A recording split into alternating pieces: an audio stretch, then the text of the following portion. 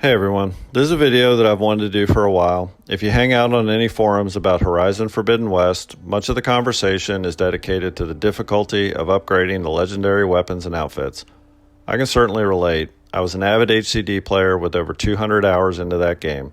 I pre-ordered Forbidden West and took release day off of work. Everything was going pretty well until I started trying to acquire and upgrade my first legendary. For starters, the arena was insanely difficult, even on normal. Then once I got my first legendary and started to work on upgrading it, I found myself fighting heavyweight machines in 10-minute, I'm barely surviving battles for just one part, only to find out that then I needed another one. Apex heavyweights were even more of a slog, and again, this was all on normal. Long story short, after I finally finished my first one, after like 10 hours, I literally said forget about this when considering upgrading further legendaries. I beat the game with one fully upgraded legendary, as well as a mix of blues and purples in various upgrade states. I didn't put nearly the amount of replay time into Forbidden West that I did Zero Dawn. With Zero Dawn, I had thoroughly enjoyed Ultra Hard New Game Plus replays, but the idea of doing the upgrades for that with Forbidden West was a complete turnoff. But for some reason, the whole thing kept bugging me. I kept thinking I must just be missing something, so after about a 6-month break, I loaded the game back up, started a new save file, and really started experimenting with the different weapon types, different skill point builds, and coil setups. Eventually arrived at this video that I hope you enjoy. After figuring some of this stuff out, Forbidden West is now one of my favorite games. This video is in 2 parts. Part 1 starts at the very beginning where I'll show you how I progress through the early part of the game as quickly and efficiently as possible. This follows the main storyline with very little side content, excepting a few specific side quests that I think are necessary. The video will include easy-to-see outfit, weapon, and coil purchases, as well as upgrades. Please note that due to time constraints, travel and dialogue is massively sped up, as well as any machine fights that by the time you see them should be repetitive. Meaning I'll slow down on any new machines, but once I've beaten a particular machine, I'll speed up or skip any follow-up fights. Part 2 is where I start the grind proper. If you're not interested in the early game setup, you can jump to that one. In the intro for Part 2, I'll do a detailed review of the gear I have when I start to actually upgrade my legendaries. Please note, however, that some of the gear I'm using at the start of the grind will be partially upgraded, which happens at various points in Part 1. Lastly, the difficulty level for this playthrough is very hard instead of ultra hard. While I've done ultra hard, I think it's pretty tedious for a project this size. In addition to the increased health of enemies, plus lower damage on your end, you get less loot and everything costs more, which all equals more time, and this was already a long video. I also felt that ultra hard players wouldn't benefit very much from a video like this. It's definitely geared toward a more casual player that might be struggling with this part of the game in particular. I'd also like to give a few shout outs to some people that help via their own content. First one is Elkjeer. If you want to know the absolute fastest way to kill something, check out Elk's channel. Elk has various world record speedruns for both HCD and HFW.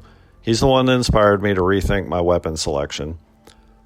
Then there's Arctix. Arctix's guide on various weapons and outfits as well as machines are extremely helpful to anyone at any level. His arena guides are great as well. Lastly, various Reddit posters that take the time to delve into numbers behind certain things. I would highly recommend going over to the Horizon Reddit and checking out some threads about how damage works, how certain weapons work, might change the way you play the game. So with that out of the way, let's get started. Here's my final save game file from this project. As you can see, I've got multiple legendaries fully upgraded as well as some choice blues and purples. Note that I don't have all the legendaries because some of them, like Sky Killer and Wings of the Ten, are gated behind content, and the point of the video was to get as many as I could before completing too much of the main story. In this playthrough, I only completed the Kulrut as far as main quests go, which you have to do to unlock the arena, so much of the game content is barely scratched. Side note that I'm in no way, shape, or form advocating that you actually do this. This is a complete and total overkill, and if you're going to do New Game Plus, some of the weapons like the Forge Fall are completely unnecessary. When it comes to beating the main game and getting to New Game Plus, you can easily do that with the base equipment build that I have at the start of Part 2 with the addition of your outfit of choice. I'll discuss which legendaries from the base game I personally think are worth investing the time into upgrade, even if you plan to do New Game Plus and Burning Shores. Grand total, I spent 17 hours and 36 minutes on this file. Now that might sound like a lot, but keep in mind 5 to 6 hours of that was doing the main quest, which you would have to do anyway.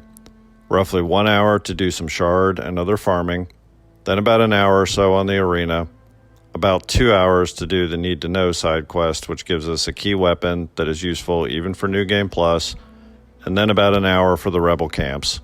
Point is, the actual grind only took about 8 to 10 hours, and like I said above, this was total overkill. One of the reasons I made this video is posters on Reddit and other sites routinely claim they feel like it would take a week to upgrade all of the legendaries, so I wanted to show an efficient way to do it because I think it's likely that people are making mistakes similar to the ones I made on my first playthrough. For part 1, we have the following goals. Complete the main quest line through the Kulrut so that we can open the arena. Complete Shadow in the West side quest, which unlocks an easy shard farm. Complete the Daunt and Plainsong hunting grounds.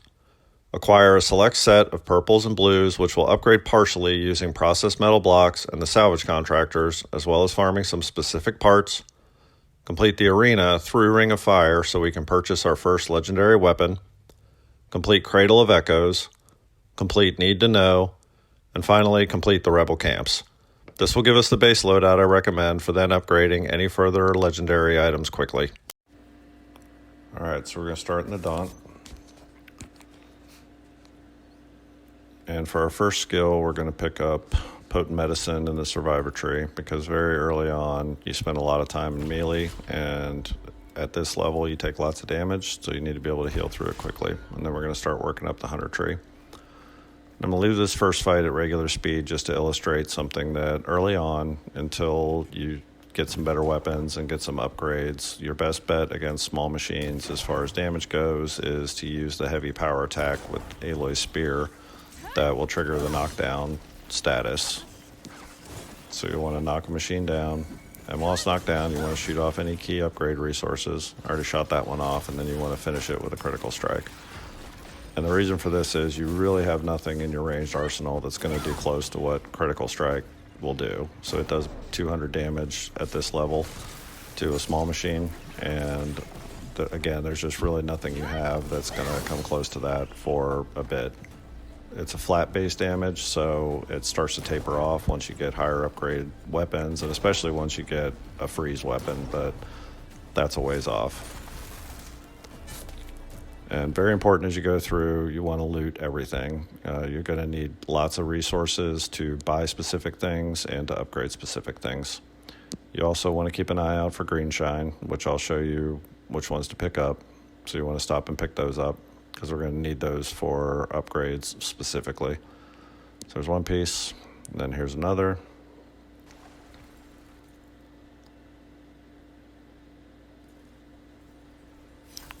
And then we want to go into Chain Scrape to upgrade our bow.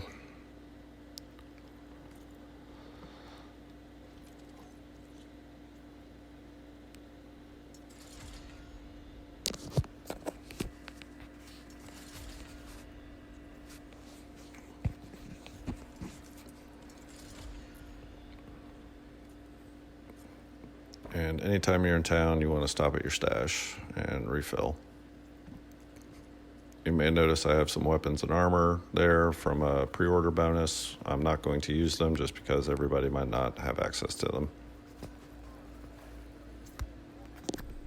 Alright, so we're going to go find Errand. And stop real quick and take out this bristleback that's very low health already. Get to safety!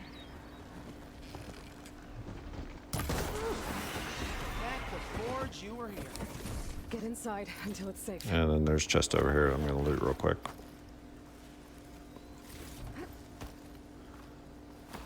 And we need to sneak up on one of these chargers and override them. And then we're just going to follow the quest marker to the next waypoint.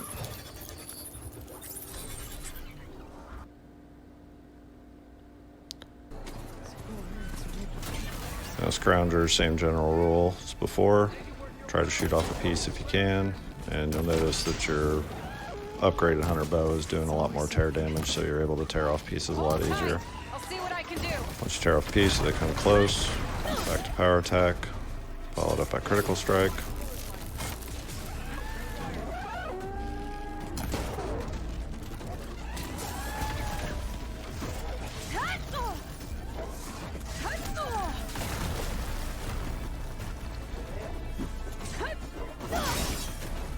he's still got his power unit on, so we're going to shoot that off. And then critical strike. Kill him however you want. Your fire's better though.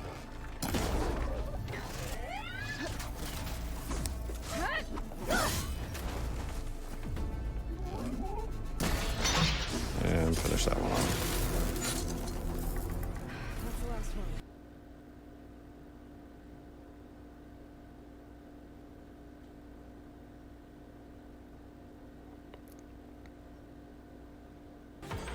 And when you get to this fight, if you're quick, you can sneak up on one of the bristlebacks and get a critical strike in. I'm sorry, excuse me, a silent strike.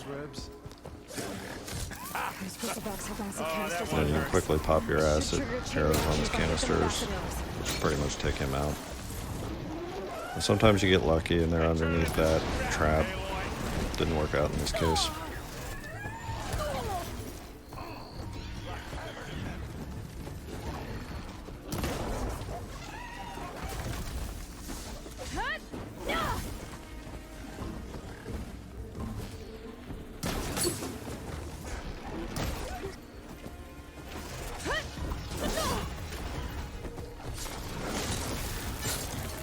When you fight alert bristlebacks or any machine, you'll start to notice that they have set routines. So it's important to kind of position yourself, because sooner or later they will freeze and it'll give you a shot. After they go through a routine, they'll pause for a second and it'll give you a shot on their canisters if they're vulnerable. Alright, let's loot everything, including this green shine up here.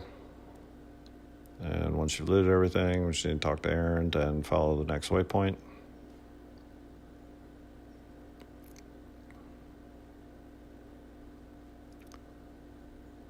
I'm going to stop here and fight a bristleback that's going to appear, less because I want the bristleback, but there's a piece of green shine here that we need to pick up. Oh, that bristleback's charging right at them. Again, just kind of wait for it to pause a little bit. And its leg blocked it. Sometimes those work better if you actually aim a little higher. It'll almost look like you're not going to hit it, but it'll catch the edge. Alright, so he's down. Another one for the scrap pile. Your help was timely, Nora. Just get back to chain scrape before you get yourselves killed. Not with all this salvage lying about. Come on, crew. Back to it. And then we want this green shine here.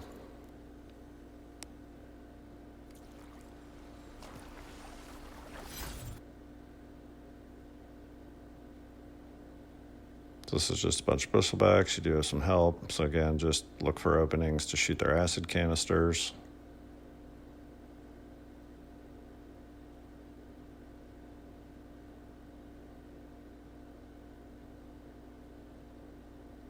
And when they're corroding, you can DPS them with regular arrows. Now this fire one, you don't have anything to pop the canisters, so I use knockdown on that one to critical strike it.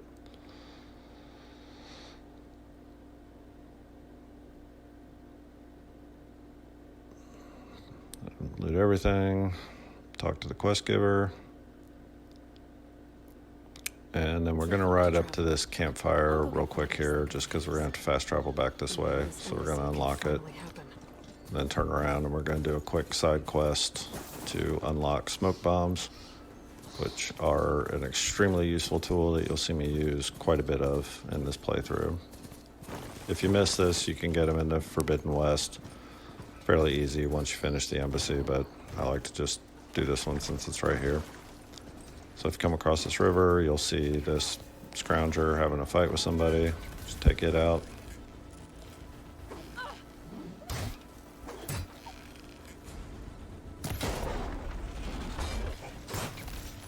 They caught on. Glad I can help. That's gotta hurt.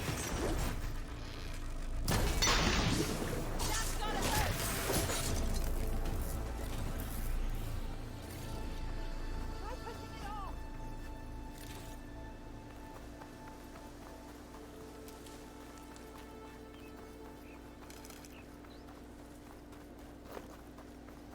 And free this guy.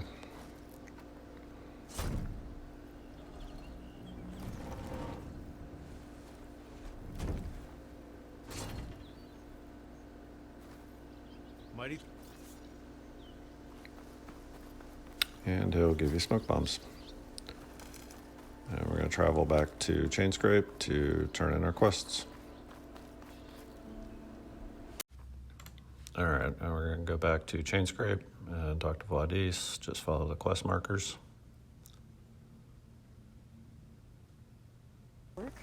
And then we're going to pick up an outfit. Now it's a warrior outfit, even though we're going for a ranged build, but it's going to give us an increased critical strike and power attack. And most of the hunter outfits early on are just not that beneficial. And we'll upgrade it as far as we can.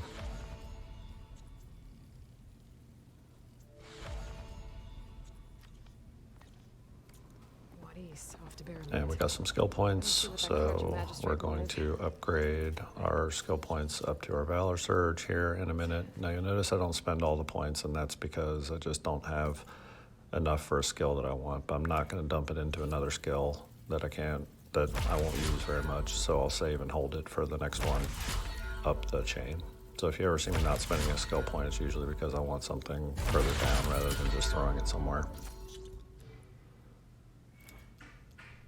And in this case, I want to move towards triple shot. Guess I could head. All right, so we got our Valor Surge, and we're going to go down to Barren Light. And when you get here, we're going to pick up a side quest that's very important because it'll give us access to a repeatable shard farm, and it's Shadow in the West right here. It's just Please, really, your boss. Some of I saw. what make Well, it's not the crying. If I had The meeting. no, done there. Thank you. Don't. So we want to pick that up, and then we're going to stop by the Hunter Merchant and pick up a sharp shot bow.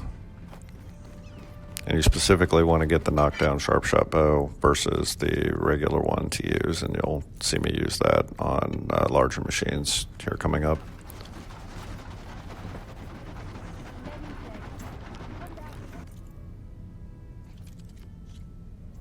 And we can only upgrade at one level here.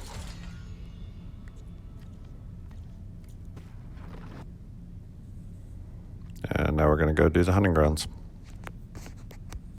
Okay, so we're going to start the hunting trials, and we're doing two things here. One is this guy will give us a weapon that is pretty much our only option for popping shot canisters for quite a while. Make sure you don't lose it or sell it. And we're also going to try to get full stripes so that we get hunting medals to buy new gear once we reach the Memorial Grove. This first challenge is pretty straightforward. You just need to shoot off their back canister, loot it.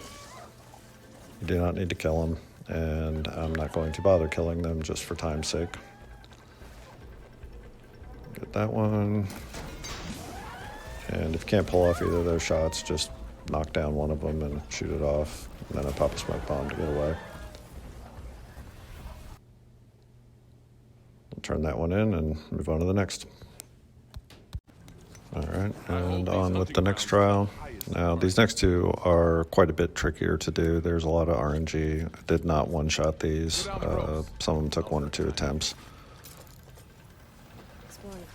So on this one, I just shoot this guy because I want to bring him in close. I want to try to get as big of a group of machines together as possible.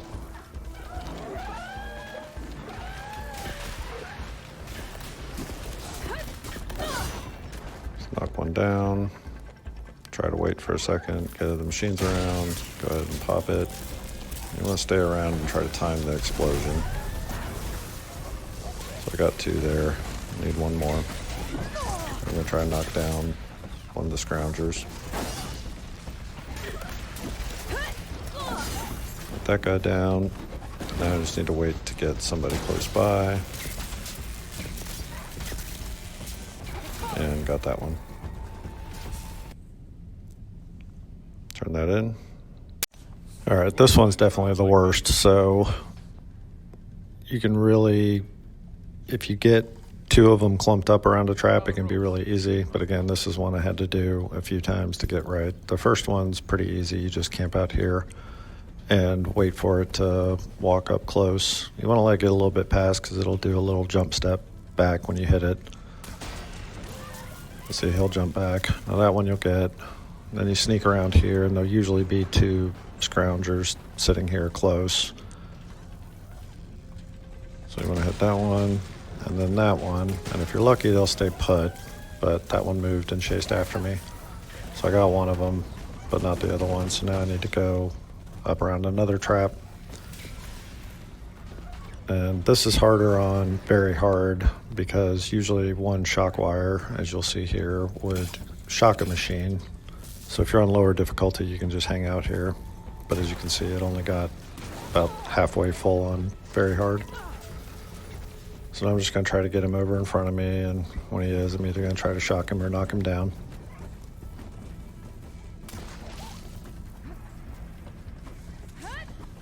So there, I got the knockdown, shot,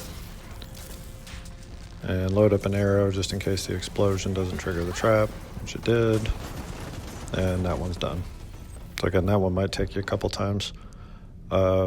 So now I farm all the machines in here, even though I didn't previously, because we'll get lots of upgrade parts. I shoot off all the charger horns, get all the scrounger resource piles, everything. It'll help with some upgrades we need to do, as well as shards. And once all that's done, go turn it in. A reward well earned.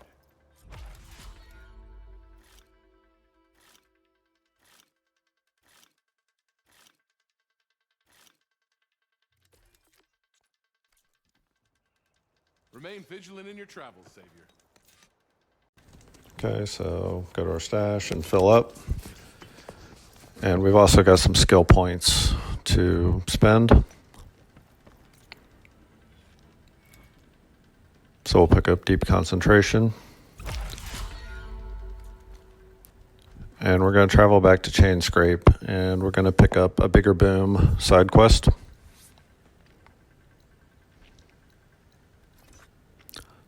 Let's go talk to Boomer.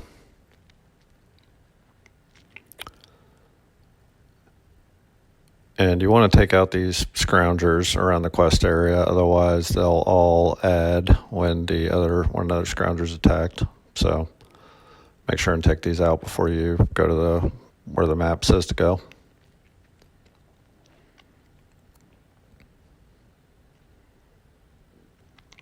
Alright, now we fight the Fanghorn.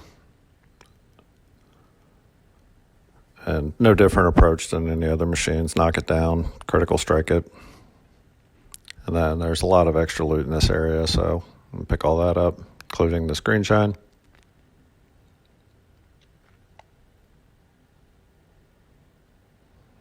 I head back, and then turn it in. That gives us a spike thrower. And then I'm going to buy a regular sharp shot bow that I'm not going to do anything with for a long time. So I'm going to hold on to it because I'm going to upgrade it and sell it for a machine part that I need later that is difficult to get. So I'm just going to hold that in my bag for now. Okay, so now we're going to do Shadow from the Past.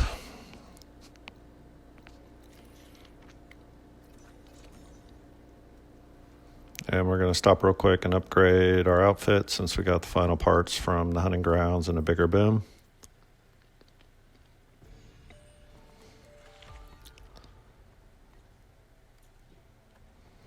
Stop at our stash, and then we'll coil our weapons and gear and finish off our talent points.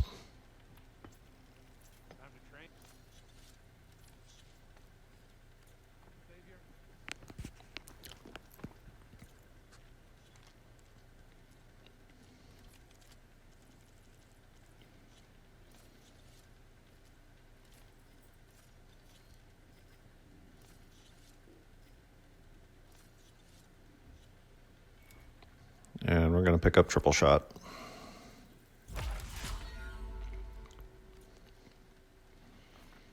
All right, and from here, just follow the quest markers. You're not going to fight anything that you haven't fought yet.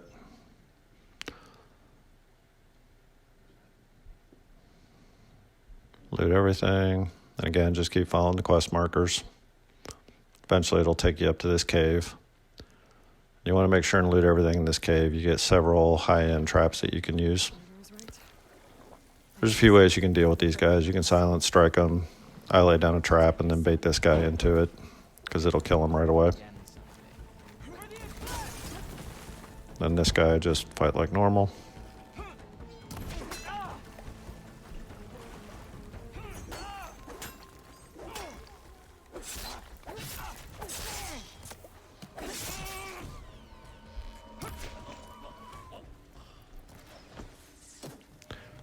Here's a trick you'll see me use a lot when you fight human enemies. When you use your focus, it'll actually highlight them for a little bit. So I use that a lot too, especially in dark areas where it's hard to see, to get off range shots. You can also mark them by hitting R2 when they're highlighted.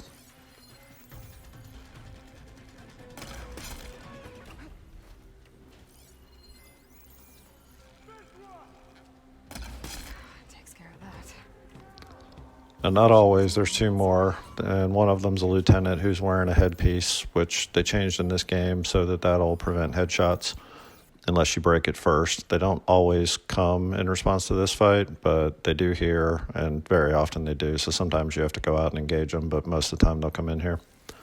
And you want to kill the regular guy first. And you can tell he's marked because he doesn't have a headpiece. So we'll take care of him. And then for the leader, we're going to first use acid on him to break his armor.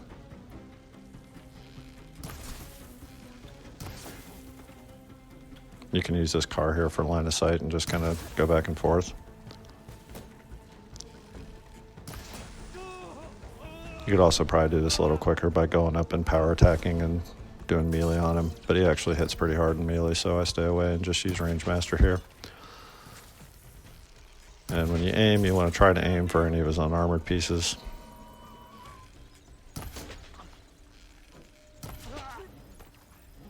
Alright, he's down. Loot everything and finish the quest.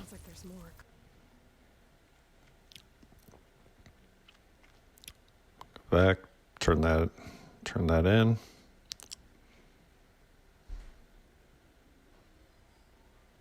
And then we're going to get ready for the embassy. Before we get to the embassy, I do want to mention that completely questing out the Daunt will make following sections easier.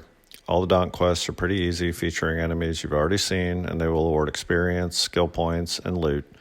If you do elect to do the rest of the side quests, you'll end up with more skill points than you'll see me allocate moving forward. You can reference the bookmarks I've provided where I allocate skill points, but to sum it up verbally, here I start to move towards Brace Shot and the Infiltrator tree, so we have a heavy hitting move before going back and more or less completely filling out the Hunter tree.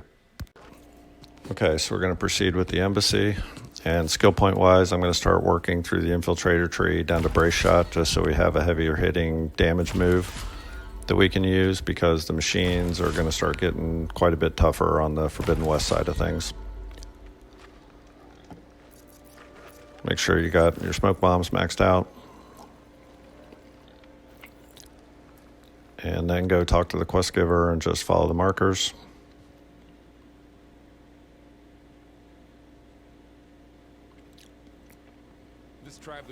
And once you're out, there's a piece of green shine here I'm going to pick out. I do want to note I'm going to speed through the first part of the fight up until the boss, because it's all things you've seen before. Humans, chargers, and bristlebacks. Just remember the rule on the humans: if they're wearing an armor headpiece, don't shoot them in the head. Try to body shot them or power attack and critical strike them. You'll also see me use Range Master quite a bit anytime it's up. And it charges very quickly at this lower level that it's at.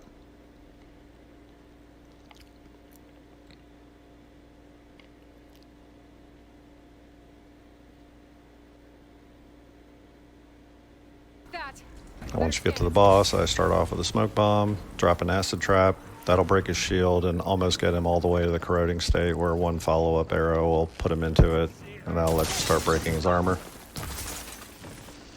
So now you can break his armor pieces.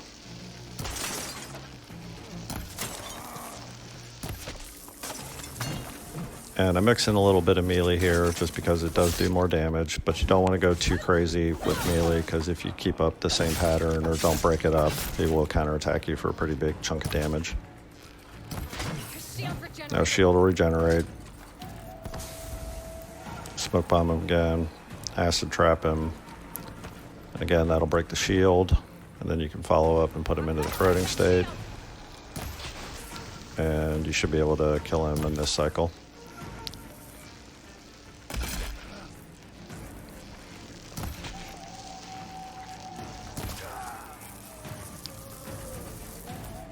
And then we have the longest looting scene ever. This does take a lot of time. As you can see, this is 16x, but I do recommend doing it. Now that we're in the Forbidden West, I'm going to start off with one out of two very boring but powerful tricks. The first one is I'm going to farm processed metal blocks from a scrapper site.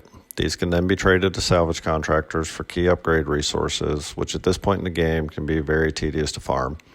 Either we haven't encountered the machine yet, or if we have, shooting off the particular resources that we need for the gear I'm going to buy is difficult. If you really want to farm the parts, feel free, but I promise what I'm about to show you is much quicker. We're going to start off by getting Brace Shot in the Infiltrator tree, which will give us a high damage move that we can use. Fill up our smoke bombs. And I'm going to take a little detour up here to get some green to get a green shine slab that we'll need for an important purchase later, so make sure you don't miss this. And you just want to follow this ridge, and I'll show you where it is on the map, but it's directly above the salvager camp, which you'll see on the map as well.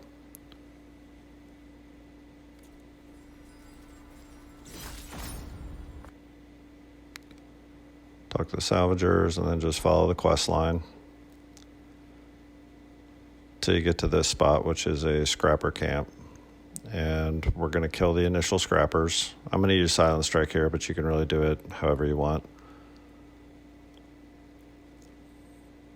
And you want to kill all the active scrappers, and you want to loot the scrap piles that are around. If you don't loot the scrap piles, what I'm about to show you will not behave properly. And once you've done all that, you're going to go back to the campfire, and you're going to save and reload. And that's going to respawn the scrappers, but they're going to go into a harvesting mode where when you kill them, we'll get processed metal blocks. So when you reload, you want to sneak behind the campfire. Otherwise, they'll see you and alert, which you don't want. But otherwise, they'll come up to these charger carcasses, and they'll start grinding on them. And they'll go through two motions. So they'll go one, and you'll hear the grinding sound, and then you want to wait until they do it twice, which gives them 5 processed metal blocks on their body. If you do it before they do the second one, then they'll only have 4. And you want to immediately get to the second one and slide in, because if he completes the second one, he'll start patrolling, and it's a lot harder to kill him. So now we loot, and then go back to the other one, loot, and you want to repeat that until you get 160 metal blocks, which I'm going to skip to the end of this. It takes about 15 minutes, and then we'll pick up on the other side. I had to edit in an important clarification here. When I initially approached the scrapper site, I said it didn't matter how you killed them. That's correct, but it does matter how you killed them for the farming portion. You want to stick with Silent Strike as much as possible because you want to conserve resources. Also, sometimes there will be a third scrapper on patrol that will see you when you're silent striking. When that happens, you'll be forced into a range fight, and it is possible to run out of ammo if you don't conserve it. It's also important to note that you need to farm 2 scrapper radars, which you can get only by shooting them off, so make sure that you do that at some point during this. At some point during this, you're going to level up to level 10, and it's important to stop what you're doing and put the points that you get to upgrade your Valor Surge, because we're going to need that against a few tough enemies that we're going to fight coming up, and you want it to build while you're farming these scrappers. Okay, so I finished my farming run. Again, it was about 15 minutes, and just to show you where you can check, they're down in the resources here. You want to have about 160. Then we're going to go do the convoy ambush. And I'm doing this just because it's here and it gives a skill point. I'm not really actually going to use anything from it, but it's literally right on the way, and you pick the quest up automatically without even having to select anything.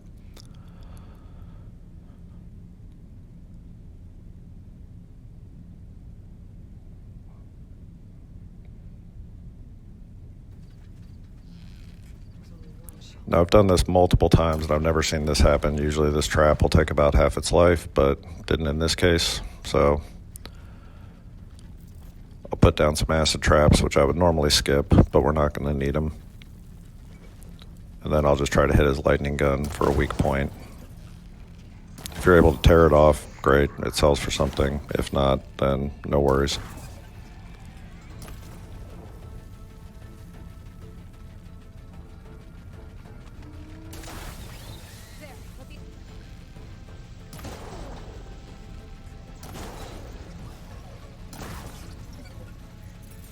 And this is probably total overkill right here, but we'll be able to charge this back up before we fight anything serious again.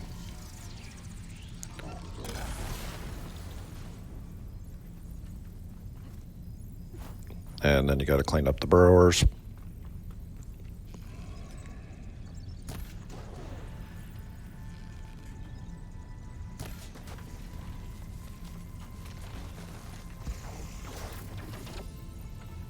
I need to take down that shell locker for Larry to salvage.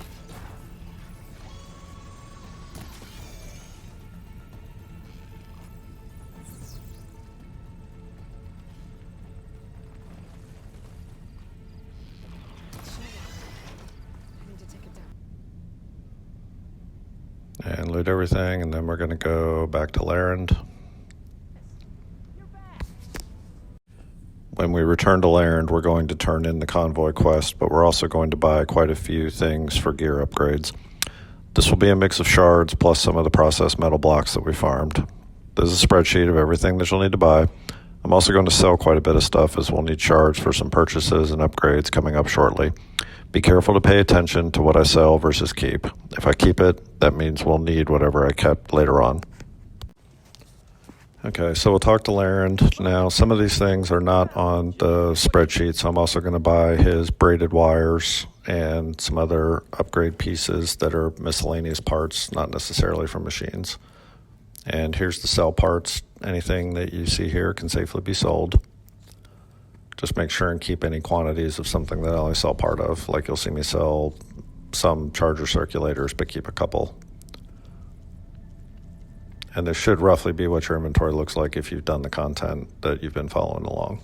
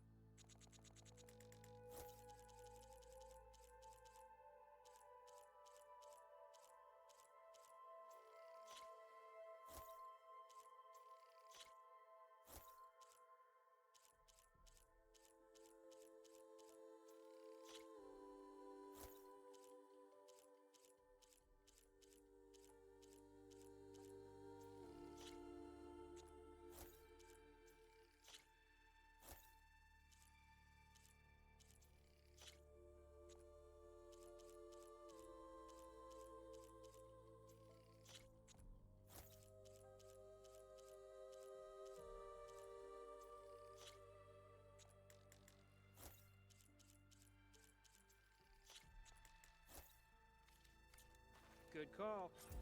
I know I can make the perfect.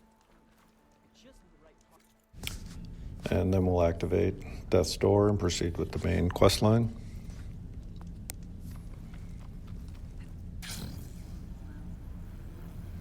You'll just follow the quest marker for this one, and then there's a pretty lengthy cutscene that you got to get through.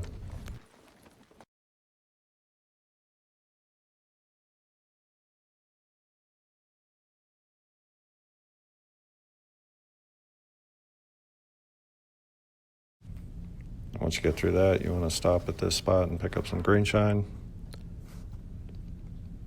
And then we're going to follow the quest markers to a merchant where we're going to buy quite a bit of gear, as well as do some upgrades at the workbench that we'll come across. Okay, we're going to buy some gear from this merchant.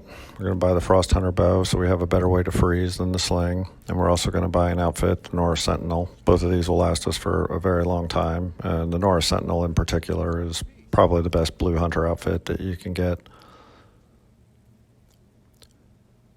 Then we're going to go do the quest cutscenes. And this will send us back out to the workbench, wait for the prompt,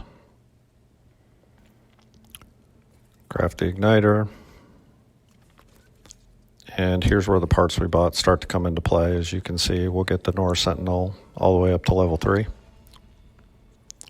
which gives it a pretty significant boost in stats as well as another coil slot.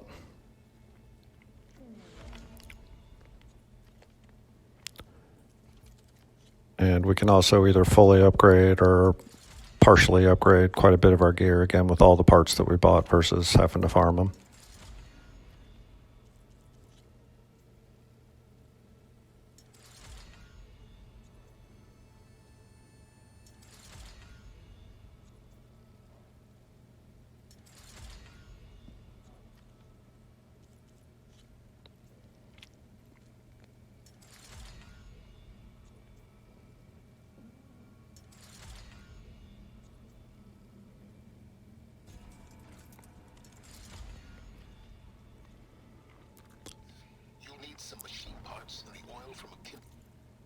And I'm going to recoil these a little better. We're going to put knockdown on the sharp shot bow. We're going to put tear on the hunter bow, and we're going to put overdraw, which does affect frost buildup on that. And then for this one, we're just going to put melee protection and leave the concentration regen. Now note I'm going to change my appearance here to the Nora Anointed because I don't like the way the Sentinel looks, but please don't think that I'm running around with the Nora Anointed still equipped. And I'm going to fast forward through all this. This is all fairly guided. Just follow the waypoints. There's no fight. And the fight with Eric is pretty straightforward. You can look up any slowed down video on that. You just need to shoot these red rings and avoid them. Aloy will pretty much talk you through the whole thing. And then you need to do the swimming part.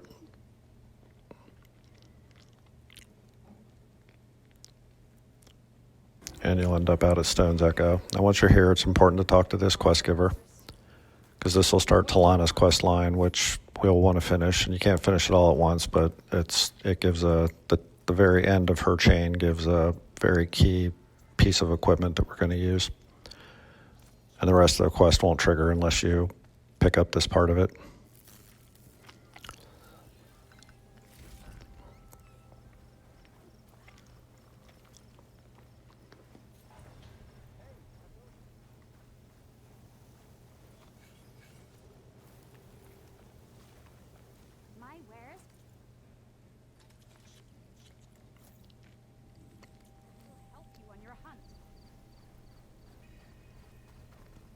To meet Brawl and Zoe and play.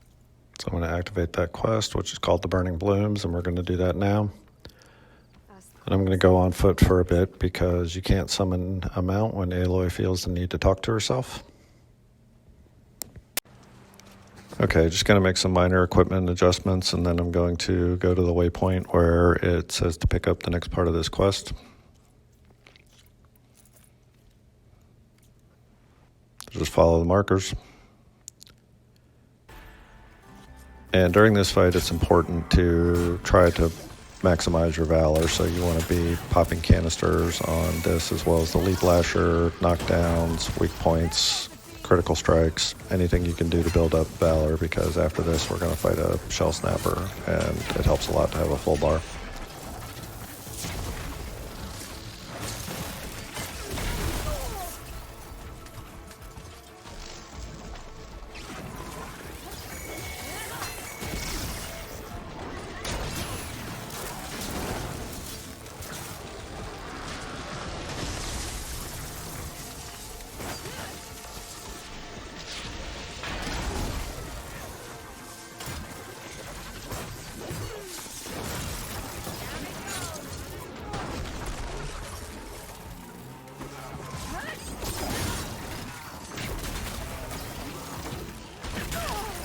And if you don't get your bar completely filled, that's okay. Don't worry about it. You can build up the rest. As long as you are pretty efficient, you can build up the rest on the Shell Snapper. And once this fight's over, you want to loot everything around, especially the advanced blast traps, because they'll give you blast paste.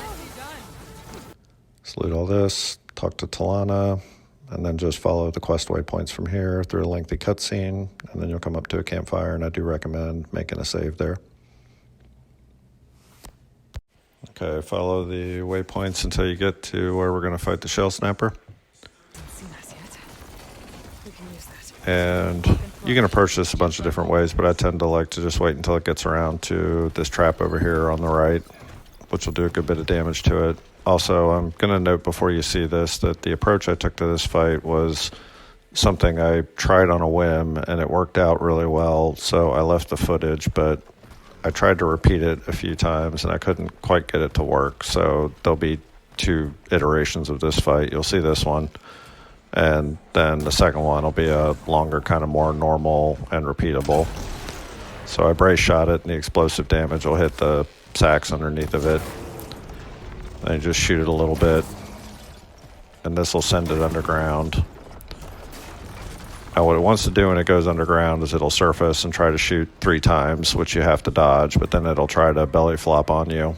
And the idea I had was to charge up my Valor Surge and bait the belly flop and then get him on a belly shot again and pop the sacks, which works out great here. But like I said, follow-up ones I either got landed on or he didn't surface. So again, this worked out really well here and I left it, but I wasn't able to repeat it very well.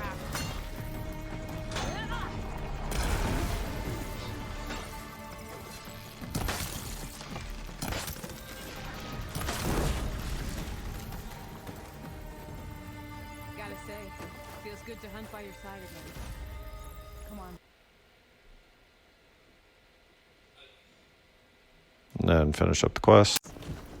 So here's a more repeatable approach to this fight. It's going to start out the same way, where I'm going to let him get over by the trap and then brace shot him underneath to weaken the chill water sacks. But then as he's going through his routine, I'm going to try to knock down shot him to get him on his back so that I can pop the sacks.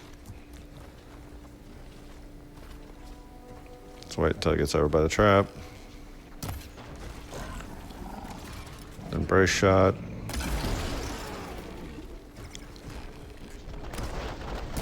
And then just plink his shell bolts or shoot whatever you want. And that'll drive him underground.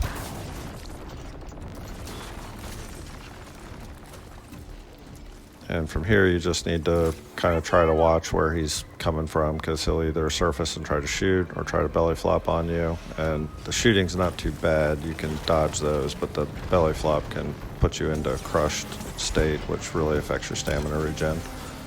So I'm gonna use knockdown arrows here. And he's a large, and these are very basic knockdown arrows, so this can take a little bit.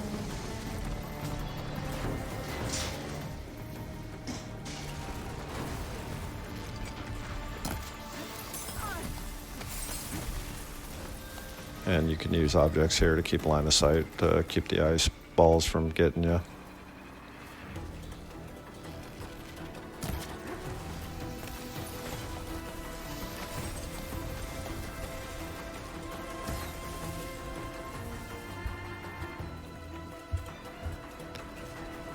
These guys are really frustrating. Usually they'll do the ice balls and then they'll try to surface and flop on you, but this time he did it 2 or 3 times. But here he comes up. And again, I'm going to use knockdown arrows on his legs and try to get him on his back. Can be a little bit of a challenge because the draw time on these is pretty long.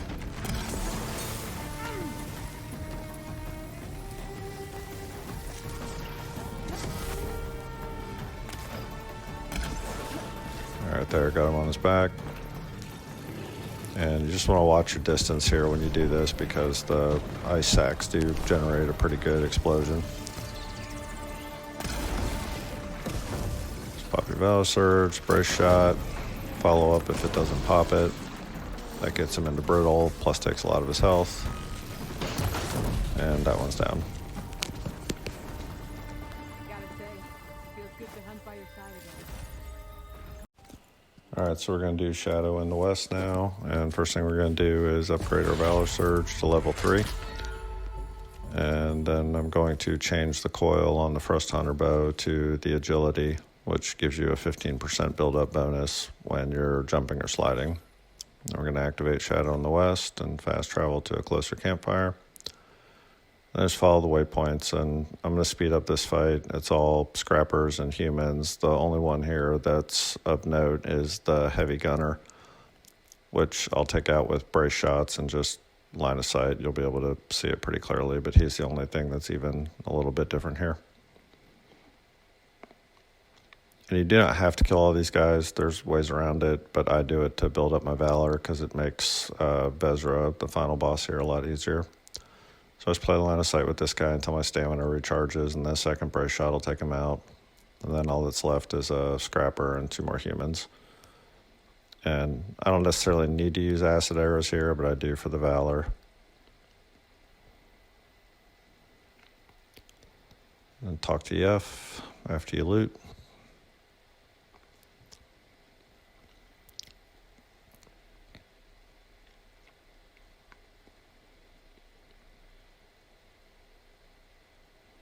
And climb up here. And this part's really important not to miss. This is really the whole reason we're here. So after you kill this guy, you want to loot this chest to the left, and inside is a weapon called the Whisper Hunter Bow. And when you loot it, it actually spawns in some merchants' inventories, and you can buy it and resell it for a 101 shard profit, which lets you turn it basically into a good early game shard farm.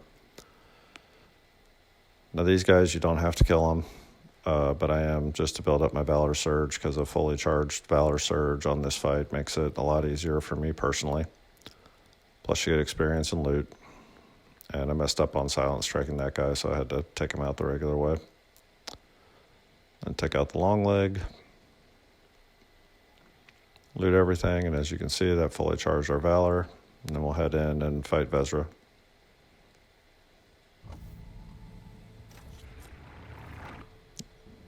And we want to brace shot him right away, and then smoke bomb immediately.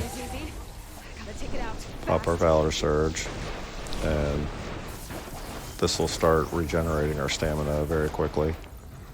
So right about when our smoke bomb wears off, we can do another brace shot, which is also going to do a lot more damage with the Valor Surge. And then you want to close the distance with him.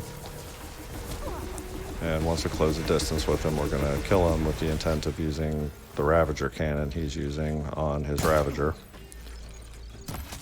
This is not the only way to do this fight. I've seen this fight done, multiple different ways, using the Warrior Bow on the Ravager to shock it, acid trap it, all kinds of stuff. So this is just the way I've personally found that's the best way to deal with it.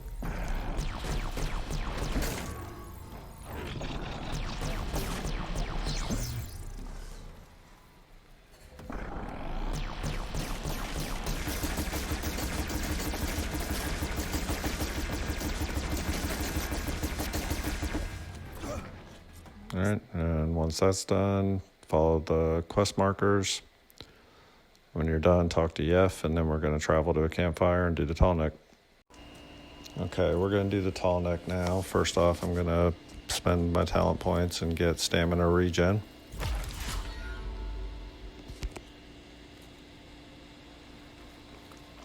Then I'm going to ride over to the tall neck area and take a slight detour to get some green shine. And we want to do the tall neck for 3 reasons. One is we get skill points from it that we can use. Second one is we can obviously see machine sights, but third is later on we're going to need to find quite a bit of green shine. And when you uncover the map via tall neck, it'll show you deposits that you wouldn't normally be able to see. So I'll pick up this green shine chunk.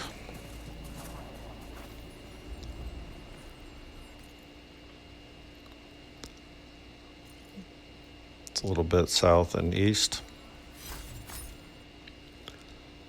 And there's a few machines around here, some scrappers and Skydrifter. And as you can see, I'm starting to move away from melee quite a bit and mainly use frost whenever I can.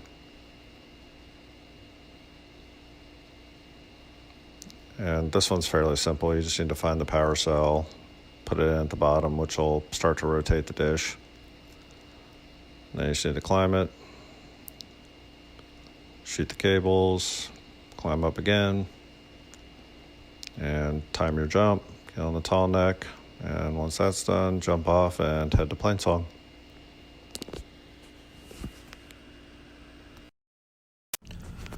Okay, time for a really boring but effective shard farm. We're going to store all of our weapons except for the Whisper Hunter bow and then quickly buy and resell it to farm shards. So you need to unequip all your equipped weapons. And then click on your stash and go to your inventory tab and then weapons and then mark everything except for the Whisper bow to be stored and then go ahead and store them. And we're doing this because when you're on the buy and sell tabs, you don't have to navigate through things you don't want to sell. And as you'll see in this video right here, you can quickly buy and then resell the Whisper Hunter bow, which, as I said in the last one, we can buy and resell for a profit. I prefer the sound of Let's go to the Hunter tab, sell, and then as you can see, you can get into a very quick rhythm here by only having that available to sell. I don't have to sort through any of my other weapons. So you can kind of see here again, this can be done very quickly once you get the key sequence memorized.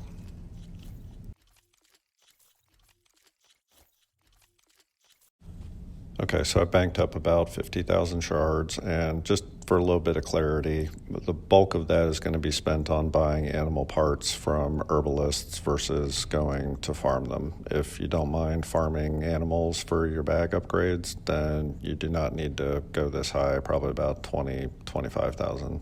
Or if you prefer, of course, you can go farm or come back. You don't have to do this all at once. I'm doing this all at once just to save time. So after we've gotten all that, we are then going to go and restock our weapons. And I'm going to re-equip them.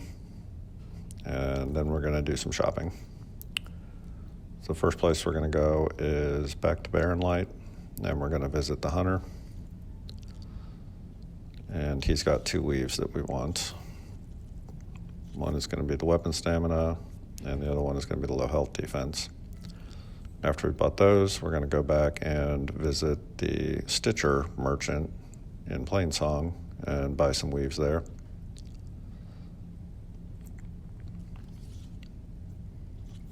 And we need quite a few from this guy. We want Valor Surge, Stealth Ranged, Stamina Regen, Smoke Bomb Capacity, and Silent Strike Gain. And after we've picked that up, we're going to go pick up a Green Shine Slab, which is over here a little out of the way. I'll show you where it is on the map.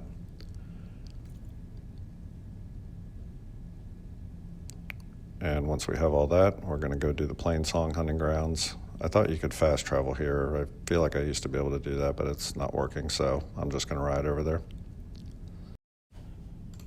All right, we're going to talk to the hunting grounds. And this first one is pretty easy. Just not really any commentary. You just go kind of in a circle and just follow along, or there's plenty of good dedicated videos if you want to watch those.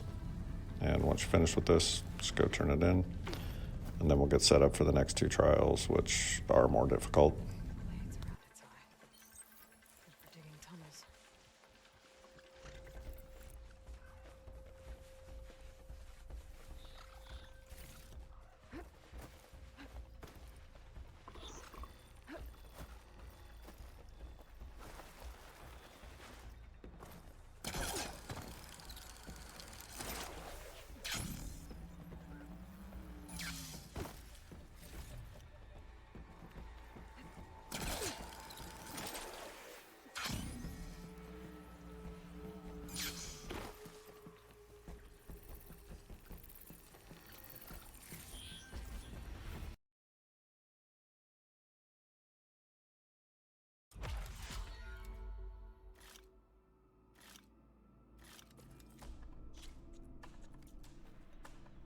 I'll be here when you return.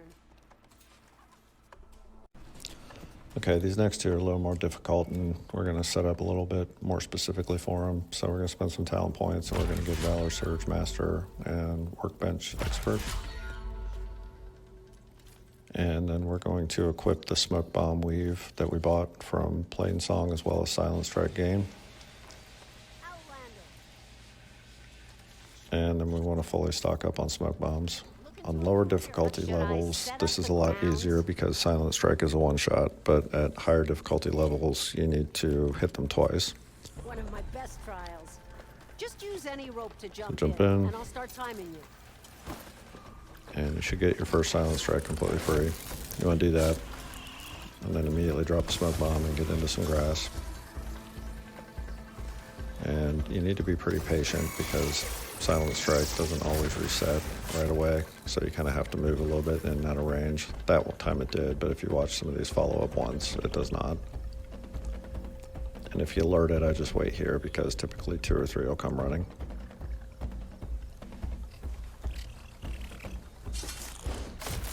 Get him, smoke bomb. And this is just a lot easier for me to the weave, because otherwise you'd have to sit here and recraft smoke bombs in the middle.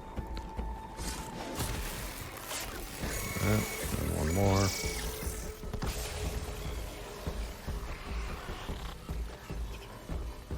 Again, just kind of move in and out. It's not always predictable how soon you can strike.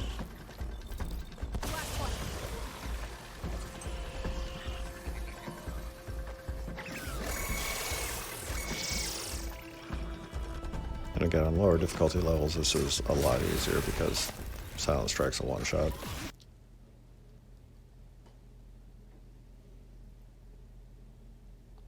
Done with that one.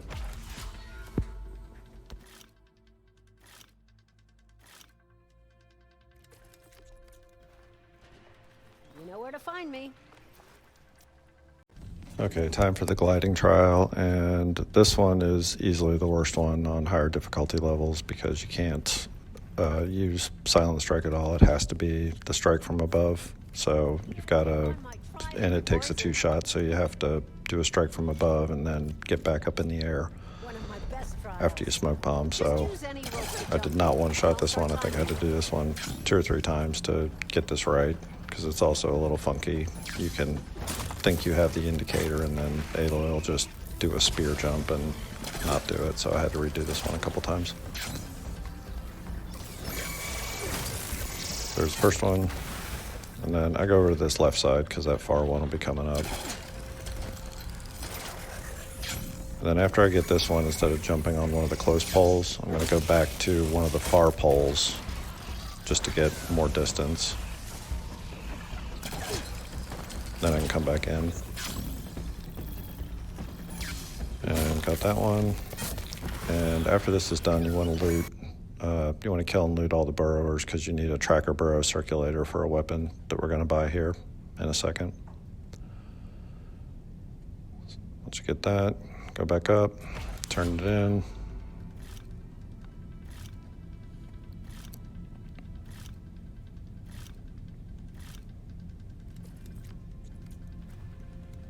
When the hunt calls. And then we're going to go talk to the hunter merchant.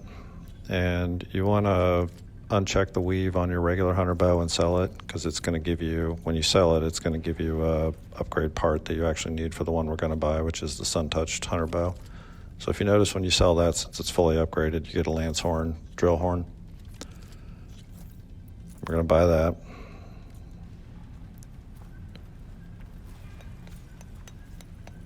And this bow will last you until you replace it with the Death Seeker Shadow. Now we can only upgrade at 1 level here. So we're going to go ahead and do that. And since we have Workbench Expert, we're now going to use ammo crafting at the workbench always as much as we can because it'll save us on resources. So restock everything. Spend our points. Going to get weapon stamina. And then we're going to head back to Plainsong.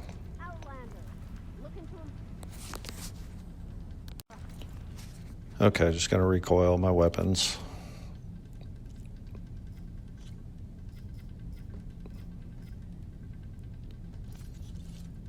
And I messed up here. I picked overdraw because that's usually what I use, but I don't actually have overdraw yet. So if you're following along, make sure you do tear there. And then as far as outfit goes, we're going to do stamina regen and weapon stamina. And then I accidentally equip Valor Surge here, but I fix it. You don't need it when your Valor Surge is charged.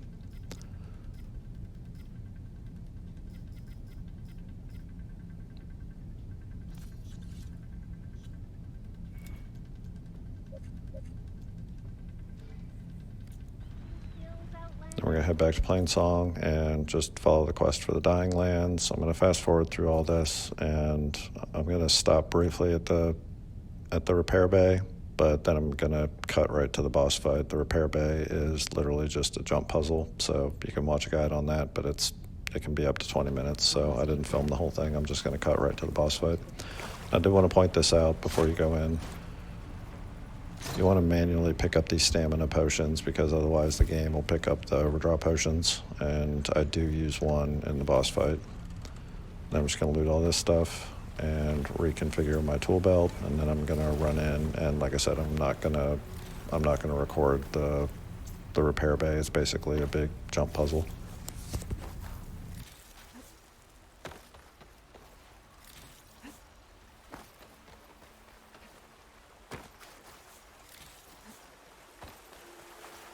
We shouldn't linger here.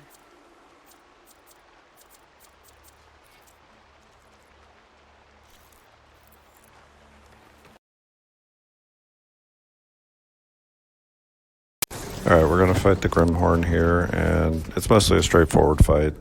So drop down here and wait for your override tool to recharge. Now you will notice me doing something that I do before pretty much any major fight, which is I'll preload what I'm going to need so that stamina can recharge.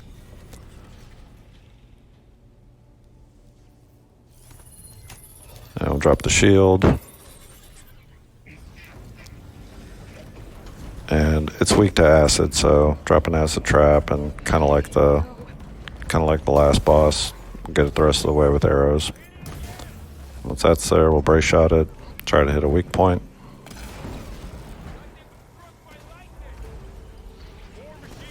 And then we'll brace shot it one more time. And it's important to note that's only possible because of the stamina plus stamina weave that we have. So from here, drop a smoke bomb, and then I'm going to try to use knockdown arrows on it. This machine's pretty easy to knock down. Just need to hit it twice in the legs. And then once it's down, going to pop Valor Surge and brace shot it.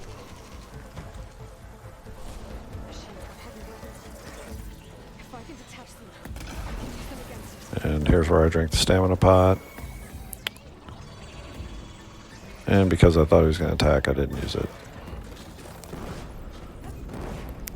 Sometimes when I watch replays, I'm like, why didn't I shoot there?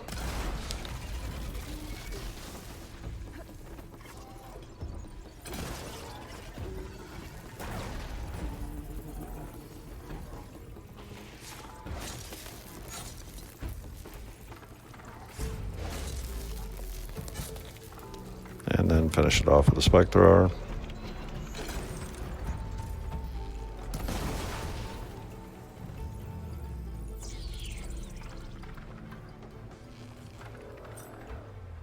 And I'm jumping here because, again, we have this coiled with agility right now, so you get increased buildup when you do the jump. But you have to be hitting them when you're falling back down or sliding.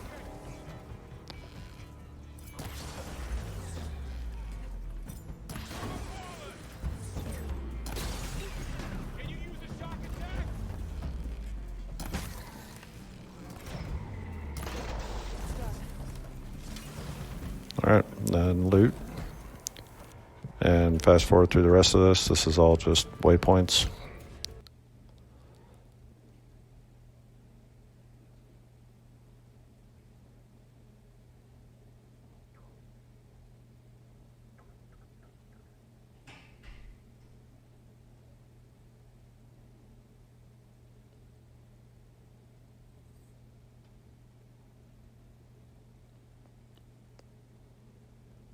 And once you get through all this, you'll come outside, and we're going to travel down to a shelter that we'll be using, and then we will start the Broken Sky questline.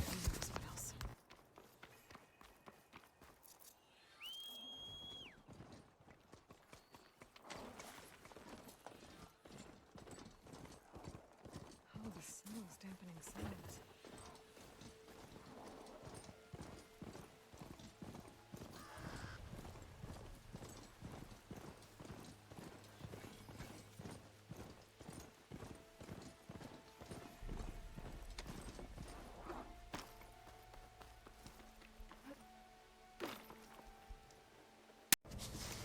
So now we're going to do the Broken Sky quest line with a few detours, and I'm going to spend some talent points. I'm going to pick up concentration regen and sustained burst because we're going to get our first bolt blaster here shortly, and ammo expert, which will save us a lot of materials paired with the workbench expert.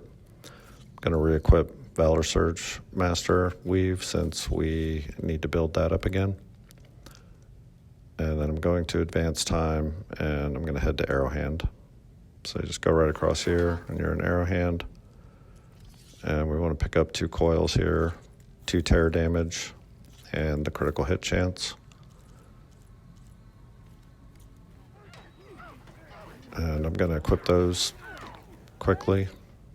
The critical hit chance I'm going to put on my sharp shot bow, and the tear I'm going to put on this untouched hunter bow.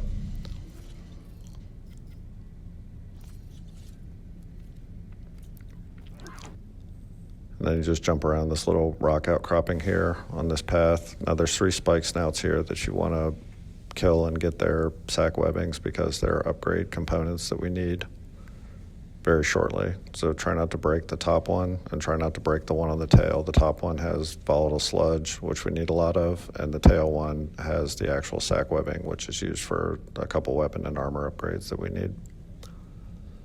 And they're fairly easy. Just freeze them and then do a brace shot close to their chest. And since it does explosive damage, 9 times out of 10, if you get even close, it'll break it. And then just finish them off with regular arrows. And once you loot here, there's a campfire nearby. Head towards that, and that is directly outside the hive, which we're going to do next.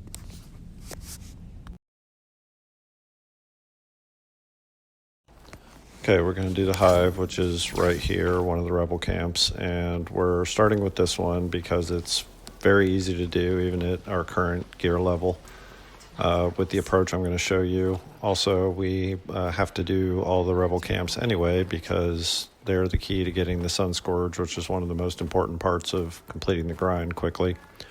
And there's also a blue sharp shot bow with piercing ammo in here that makes follow-up human camps a lot easier. So you want to drop in over top of that wall I showed you. And you want to stay crouched because there are people everywhere and they'll hear you if you move at normal speed.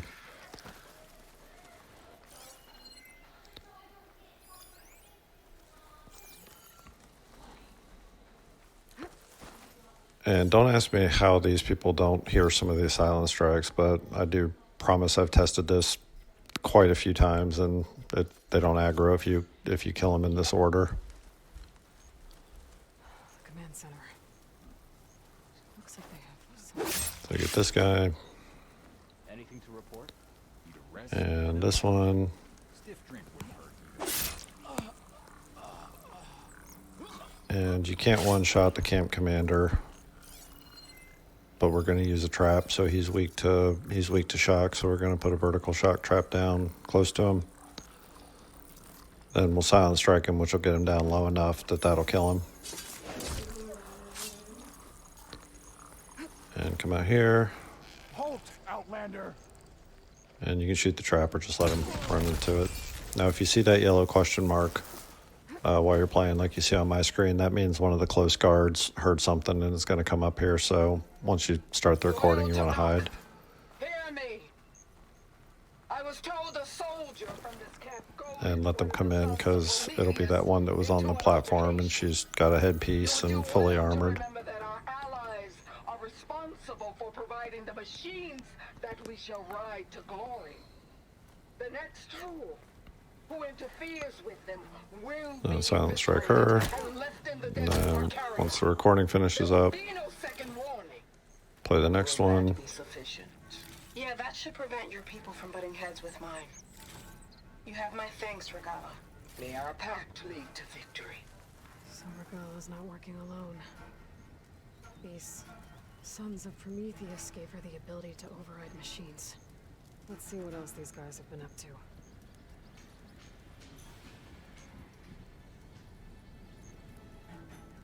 Map. And then the piercing sharp shot bow is here in the chest.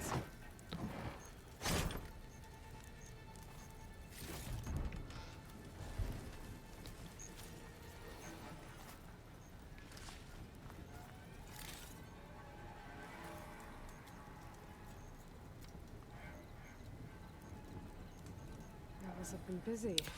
And to complete this one for credit, you do not need to kill everybody. You just need to destroy the weapon caches. So I'll show you how to get those. And they're all actually conveniently on the way out to where we want to go next anyway. So there's the first one. Those operations. And second one's right here. We're getting ready to ship out these weapons in order. And then there's two underneath this building to the right, just below the ramp. Operations. So take those out. And then there's one on this building to the left right here. And that's it. All you need to do to complete those, and then head out the base. Rebels will have to resupply elsewhere. And we're gonna head up here, and you want to activate this campfire coming up, and then hang a right, and over here will be the green shine cluster that we want to get. And then there's a shelter straight ahead, and you want to line up on that. You can see it on my heads up display. And you want to activate it and then veer to the left, and there's a green shine chunk.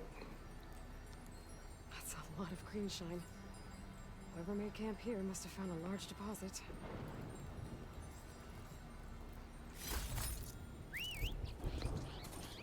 And then just down here is another piece of green shine. Pick that up real quick. Looks like an awesome camp. Where is everyone? And then we're going to follow the road and head a little bit south into the desert. And we're looking for the salvage contractor for this area, which is called the Still Sands. So just follow the road. You want to activate this campfire too. And then they're down here to the south a little bit, right off of that campfire marker.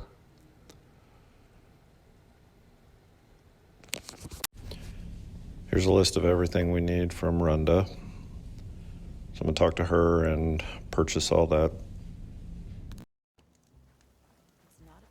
We're gonna get through that. It's not much, but we have some salvage to trade.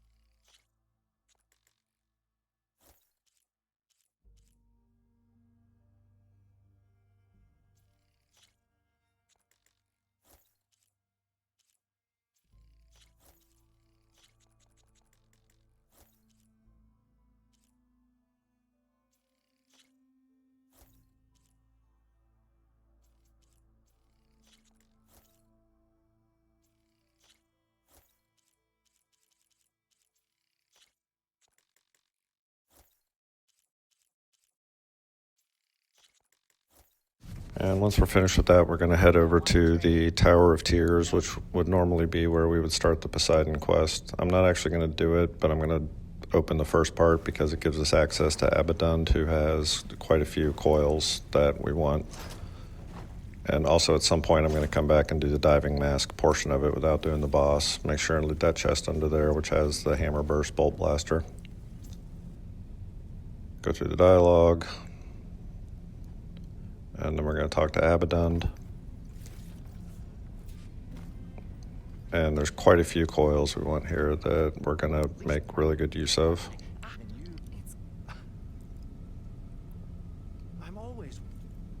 So first you want the Frost plus 15%. There's two of those. The draw speed. And then you want the 2 component tears and the 2 close range damages.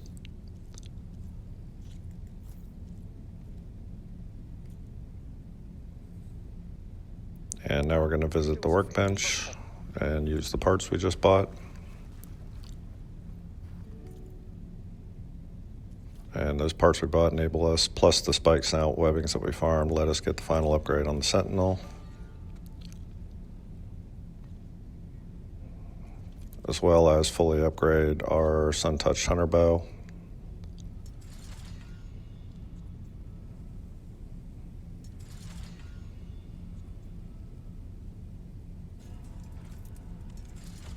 As well as the Frost Hunter Bow.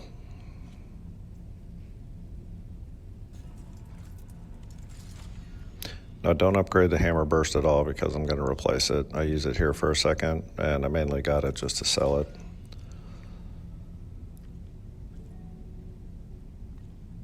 And refill our ammo. So we want to spend our talent points. We want to pick up the next rank of Ammo Expert to help with ammo cost. And then I'm going to recoil and reconfigure on weapons. I'm going to put the component tear on the Hunter Bow so that we can tear off some parts that we need. And then I'm going to put critical hit chance on the piercing sharpshot bow, and I'm going to re-equip that in my main sharpshot bow slot.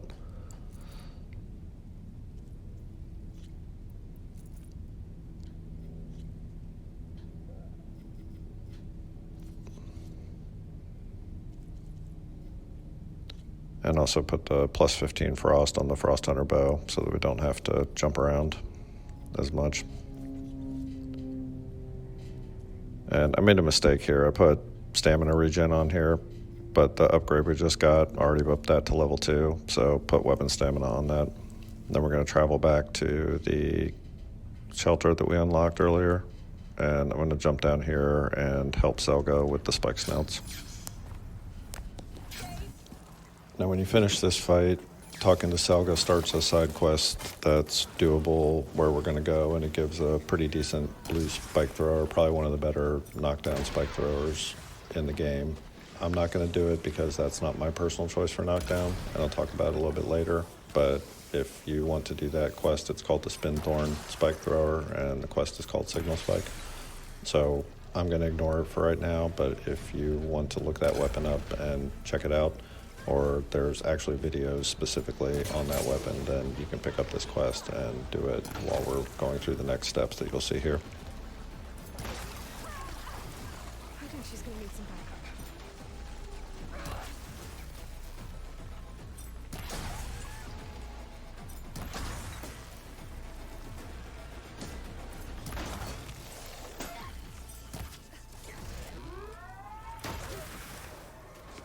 And once that's done, loot everything. And again, if you want, talk to Selga and start that quest. And we're going to run up here and go into this shelter. And there's a green shine that we need. So we're going to grab that.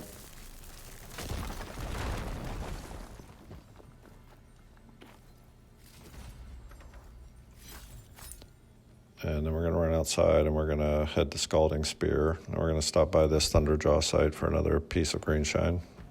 And you don't need to fight it. You can smoke bomb your way out of this, or usually he's not even there. He's usually on the other side. Grab that. And then head back to our mount. You should be able to escape fairly easily without alerting him.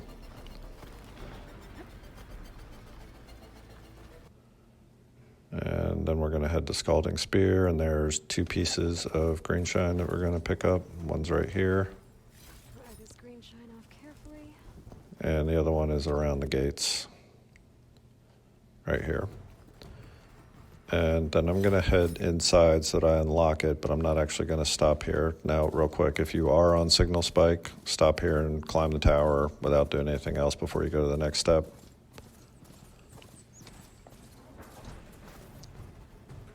But for me, I'm just going to go in here so I unlock it so I can fast travel to it later. And then I'm going to travel to the shelter that we started at. Okay, so back at our original shelter, I'm actually going to fix that coil mistake I made. I'll go with stealth ranged and weapon stamina. And then we're going to make a loop starting here and then going up around the rain trace and then coming back down to Scalding Spear. And I'm going to advance time today, which you want to kind of get in the habit of because we're not quite ready to fight apexes yet. And you want to travel to this campfire here. If you're on Signal Spike, you want to do the second step here because we're going to pass by the other one. I'm going to run up here because we need a Sunwing shield caster. So I'm going to use my Shock Warrior bow to shock it and then shoot off the shield casters. And I think I did a little fast, but notice how they're growing purple. One thing that really helps is learning how to do the tag part function in the focus. That makes a big difference. So shock it, and then shoot off the shield casters. Get those. I'm not really interested in fighting all these yet, so I'll just grab the shield caster and then I'm going to smoke bomb and glide out of here.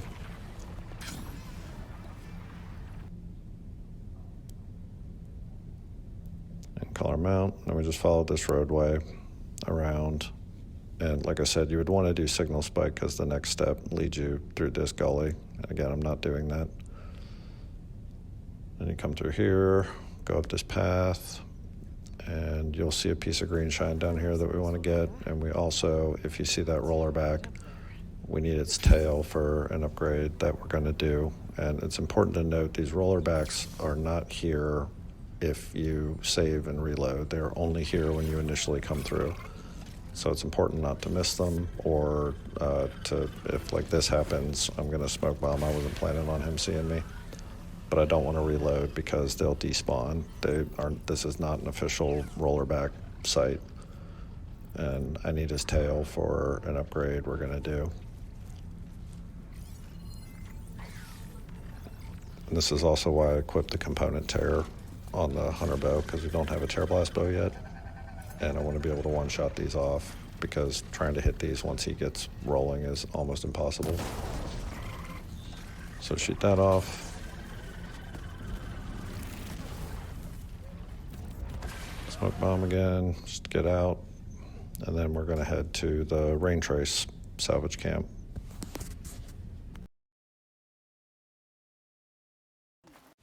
Here's a list of everything you need from this salvage contractor.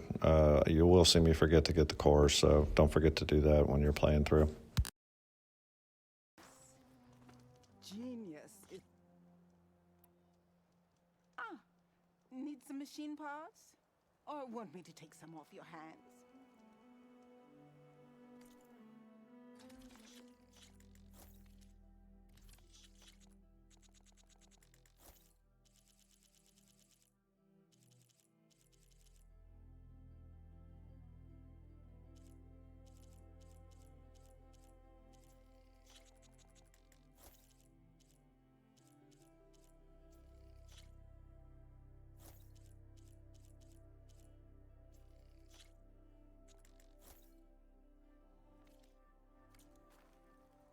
Back to work then.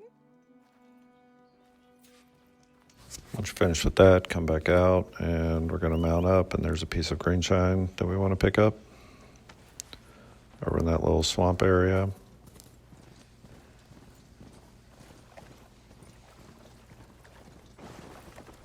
Nice. Positive green. And then we need one of these lance horns from right here.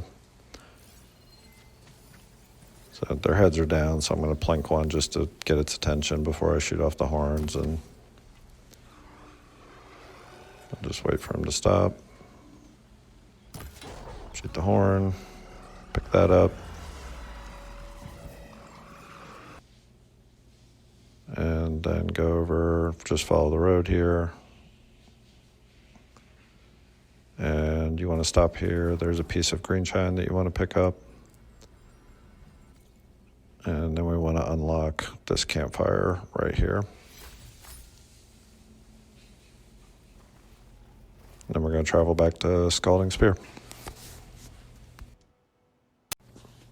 Okay, I'm going to go back to the salvager contractor and pick up the cores that I forgot to buy.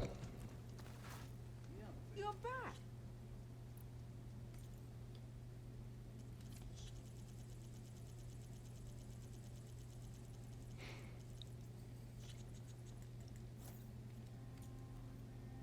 You're welcome. And then I'm going to head to Scalding Spear.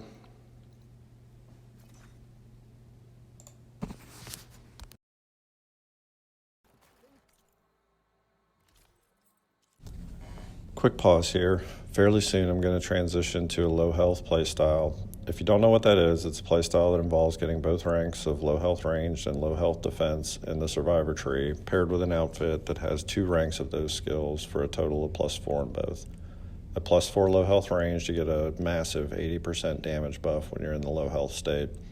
At +4 low health defense, you get a 70% reduction in damage taken. It's not for everyone. I used to avoid it until I got the Tenakth Vanquisher, but I decided to try it out for the grind and was amazed at how effective it was. We don't have the skill points, and this outfit needs a pair of weaves to max it out, so it's going to sit in my bag for a bit. If you're not comfortable with low health, that's fine. You don't need to buy this now. Everything you see once I transition, I've done with a full health build using the Nora Sentinel, but I do encourage you to try it out. The damage buff makes a huge difference in time and resources. Okay, so going to buy that, and then we're going to head over to the herbalist and buy the animal parts we need to upgrade our bags. Here's a list of everything you're going to need for that.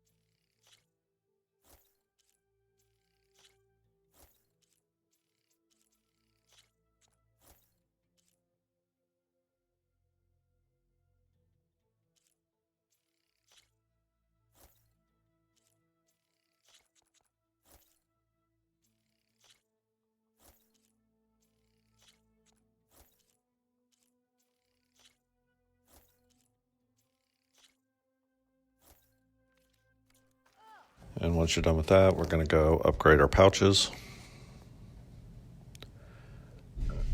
And pardon the video editing here, I actually somehow reversed this during the editing process, and you won't be able to get all of them because we need some fish parts some fish and some feathers that we can only get down in the Thornmarsh area. We're going to go to the Hunter Merchant, and we're going to do a few things here. We're going to purchase some new weapons and some coils.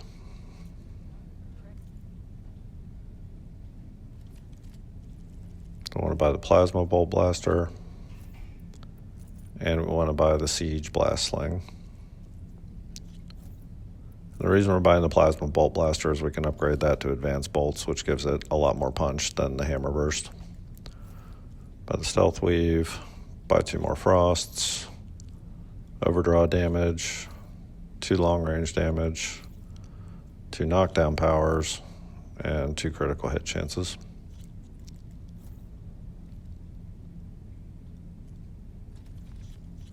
And I like to top off on fast travel packs here too. As you can see by looking at our shards, the animal parts were quite expensive, so feel free to farm those.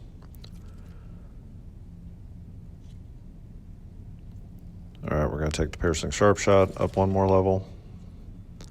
And I'm skipping that level just to save on medium cores because we're going to start to run short on those, and the Bolt Blaster is a more important upgrade for me. So we're going to take that up to level 3 to unlock the Advanced Bolts.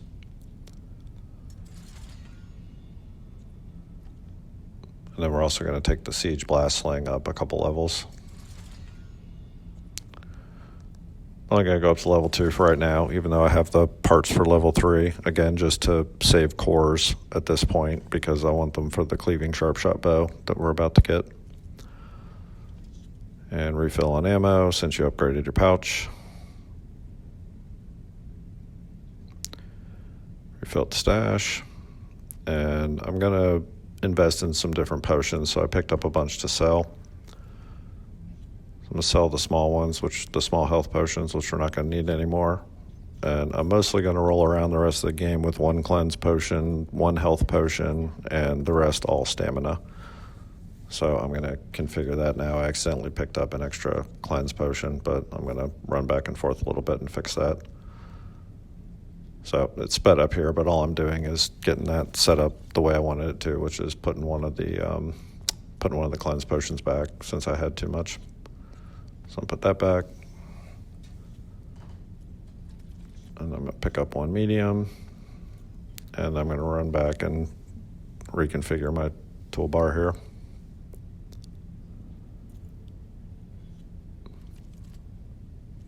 And then I'm going to coil that for long range. Coil that for overdraw.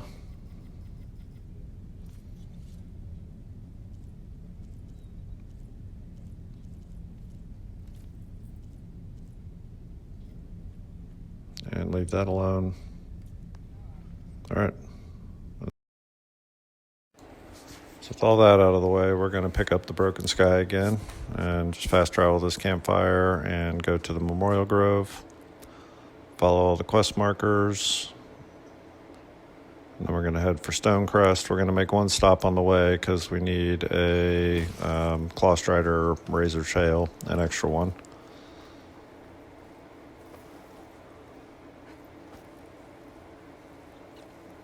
We can get that here. I'm just going to wait for a shot. I'm not really interested in fighting all these. I just want to get the tail off this one guy.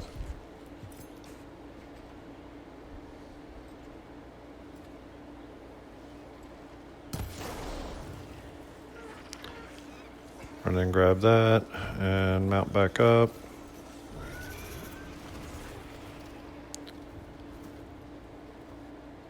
And I'm still going to have this sped up, but you'll notice I dismount here at Shearside Climb and I pick up these plants. So these are winter pale berries, and I'll show you a way to use them later for a food that we can buy to increase our farming for volatile sludge and other parts. So just hold on to them for right now. And when I've collected those, I hit Stonecrest.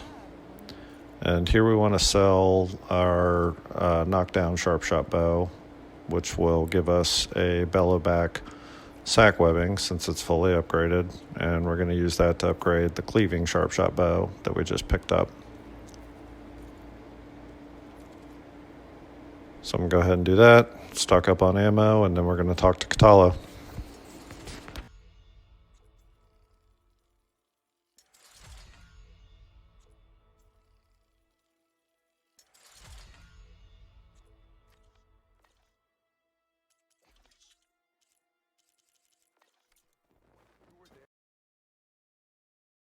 Okay, I talked to Katalo and just follow the quest waypoints to get to the bulwark.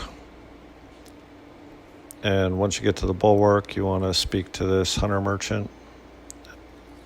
And you want to pick up the close range and the agility damage weaves.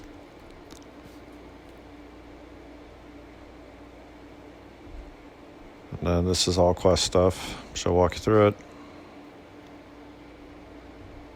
And then we get to the Tremor Tusk fight. And here we can see the piercing sharp shot bow in action. So this is your primary bow against human enemies because it can completely ignore armor. So I'm going to use that. I'm going to clean out as many guards as I can before I get to the Tremor Tusk. Now, I didn't realize this guy was alerted when I did this, so usually he won't have seen that, but he triggers everybody else to come. And as for the Tremor Tusk, freeze it. And you can see I still jump sometimes out of habit just because I'm used to that. And the Sun Scourge will require you to jump, which I use a lot, so it's a hard habit to break. And I just use this rock here for line of sight. And also, once I throw off Sustained Burst, as well as my other talents right here, I'll grab that Ravager Cannon to finish him off. So do your Valor Surge, Sustained Burst.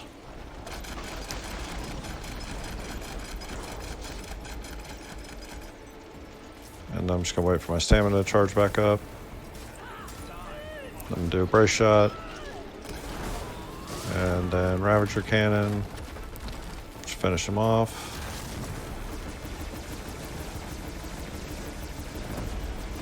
And then finish off any other rebels. And we will head back.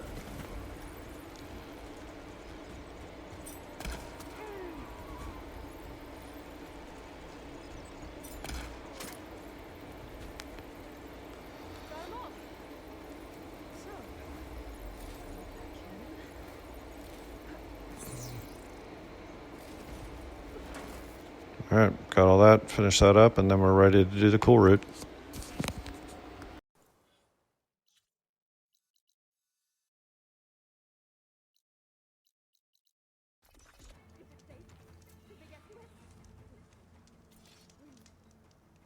I should make sure she's okay.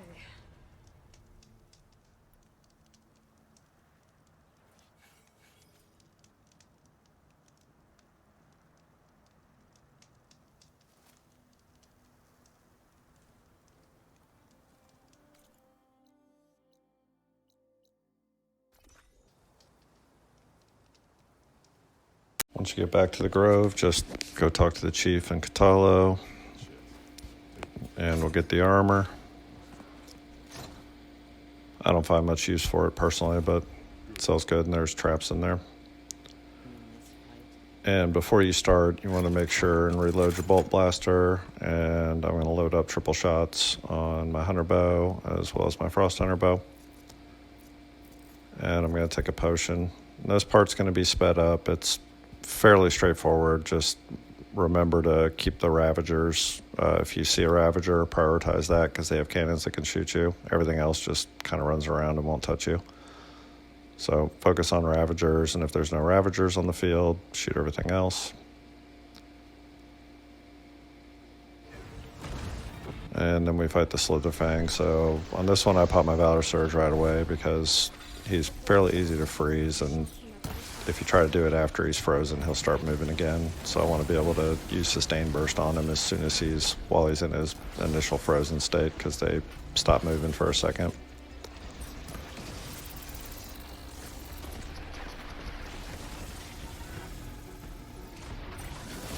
Alright, so switch to Bolt Blaster, give him a good Sustain Burst. And then Brace Shot follow up.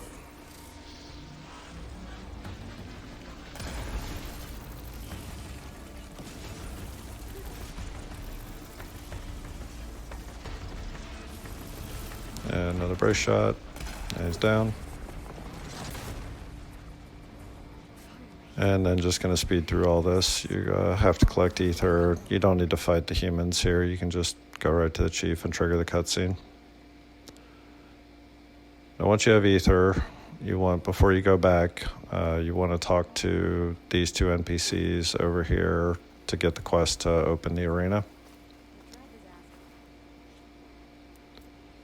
And then you want to save and reload, because that'll put them inside and activate them as vendors, which we're going to use here in a second. I already have enough bristleback tusks on me. Once you reload, head in and talk to Duca. Hey, look, maybe you want some, but it'll have to. We're going to buy a couple weapons with our hunting medals that we've earned. We're going to buy the Warden Sharpshot Bow and the Glow Blast Spike Thrower. Well, safe trip. And then we're going to go talk to the Hunter Merchant. And we want to buy the 2 explosive 12% coils.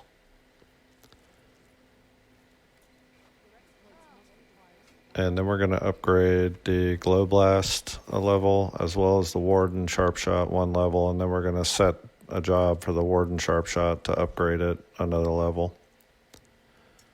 And after we're finished this, we're actually going to go farm some medium cores that we'll need, as well as the shell snapper bolts for the next level for the Warden Sharpshot Bow.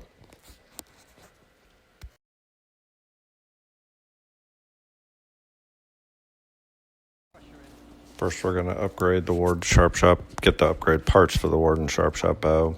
You want to equip the Cleaving Sharpshot Bow and give it a Terra Coil. And we're going to go find a shell snapper site, which we rode by earlier. So we're going to travel over to that. And we need 3 of these. Now these are hiding, so I typically take out the spike snouts first, and that usually will get it to the top, but if not, you kind of just have to run around. And I'm not interested in fighting it at this moment, so I just mark the shell bolts, and you want to try to get a shot on one of the rear ones first, because once he turns around, then you can get the other 2. And once he goes underground, pick those up. And again, I really have no interest in fighting this guy right now, so I'm going to warp away. And then I'm going to activate the opening of the arena and travel over to there. And real quick, I'm going to add some skills. I'm going to pick up Spike Trap because it gives me the best way to deal with this roller back. These things are kind of annoying until you get a very high-end freeze weapon. And Spike Trap is a very high damage, low stamina move, so I'm going to use it to take that out so that we can open up the arena.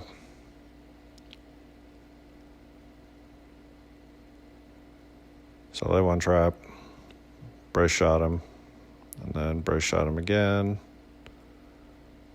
I'll build up my stamina, and then I'll put him into acid and sustain burst.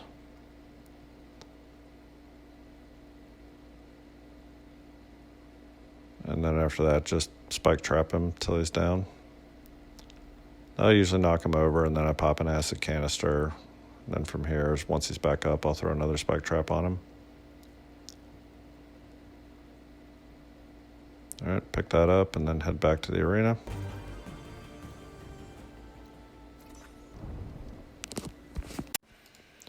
We need some medium cores, so I'm going to show you what I've found to be the best way to farm cores, aside from getting them randomly off machines. So you want to go to a plowhorn site and equip your Tear Blast arrows.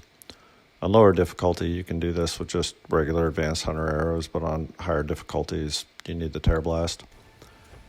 And you want to be careful not to alert them because they'll close their tail. But while their tail's open, if you hit those containers, they pop off. And each one has something like a 94 95% chance of having a medium core, so not 100%. And you can fast travel between these 2 sites and just repeat this, and you can get as many cores as you want. I only need a few to do what I want to do, so I'm going to grab this one. And I'm kind of looking around here for the other one. When I was playing, I didn't realize it, but it had fallen through the map. All right, and then just going to check here to make sure I have enough, and then we're going to head in and do the arena.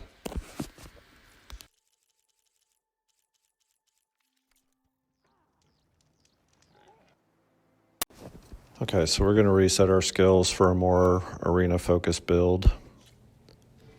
And we're going to start over in Machine Master and go down to Spike Trap.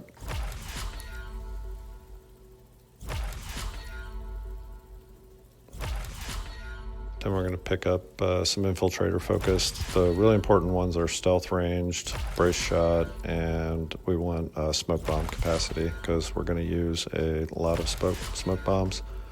And when you use them, it puts enemies into the state where you get the Stealth Range buff, and we also want Brace Shot.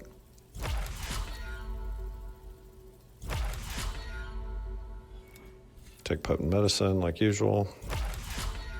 And in the Hunter tree, we're going to do a few things different. We're only going to keep 1 level of Range Master because you very rarely are able to build up your Valor Surge to the full level.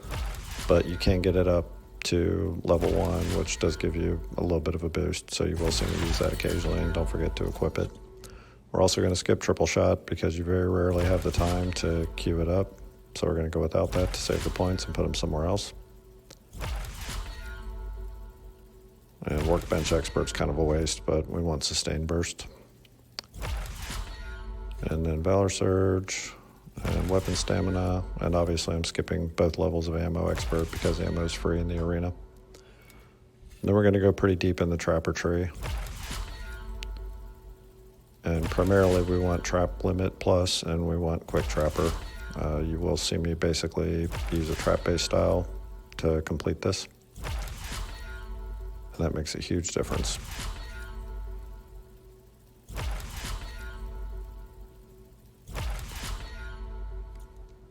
Alright, so we're going to run in and we're going to stock up on some consumables, mainly stamina potions.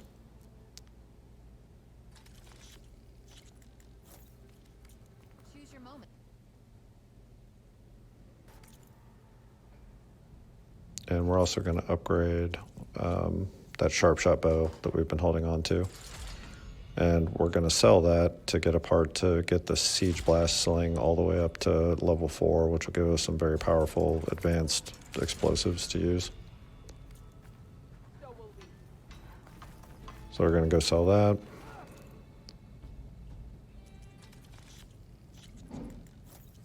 And we're also going to buy a copy, one each, of the advanced traps that we're missing. So we'll sell that, and we get the Elemental Claw Strider sack webbing that we need for the Blast Sling. Then we're going to go back and upgrade that and the Warden Sharp Shot Bow.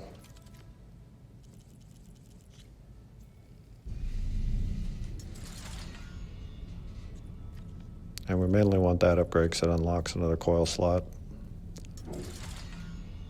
Alright, and we'll upgrade that fully.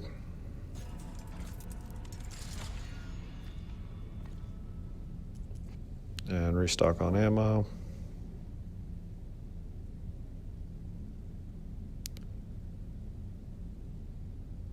And I'm going to turn this in, but I'm not going to start because she gives you another skill point that I use for Nimble Crafter. So we purchased one copy of the advanced traps. The neat thing about the arena is as long as you have one copy, you can craft as many as you want for free. So you'll see me spend a lot of the time on the platform crafting stuff, and Nimble Crafter speeds that up quite a bit. Then we have one extra left over that I'm going to throw into. I probably should have done low health defense here. I kind of looked at it, and then don't ask me why I picked that one, but all right, and then we're going to recoil a little bit. We're going to change this up to close range damage, and we're going to change the Sun Touch bow over to critical hit chance as well. And we're going to coil the Warden Sharp Shot for critical hit chance as well. So that way we're not range dependent. And then the Glow Blast we're going to equip, and we're going to coil it for short range damage. And the Blast Sling we're going to coil with the explosives.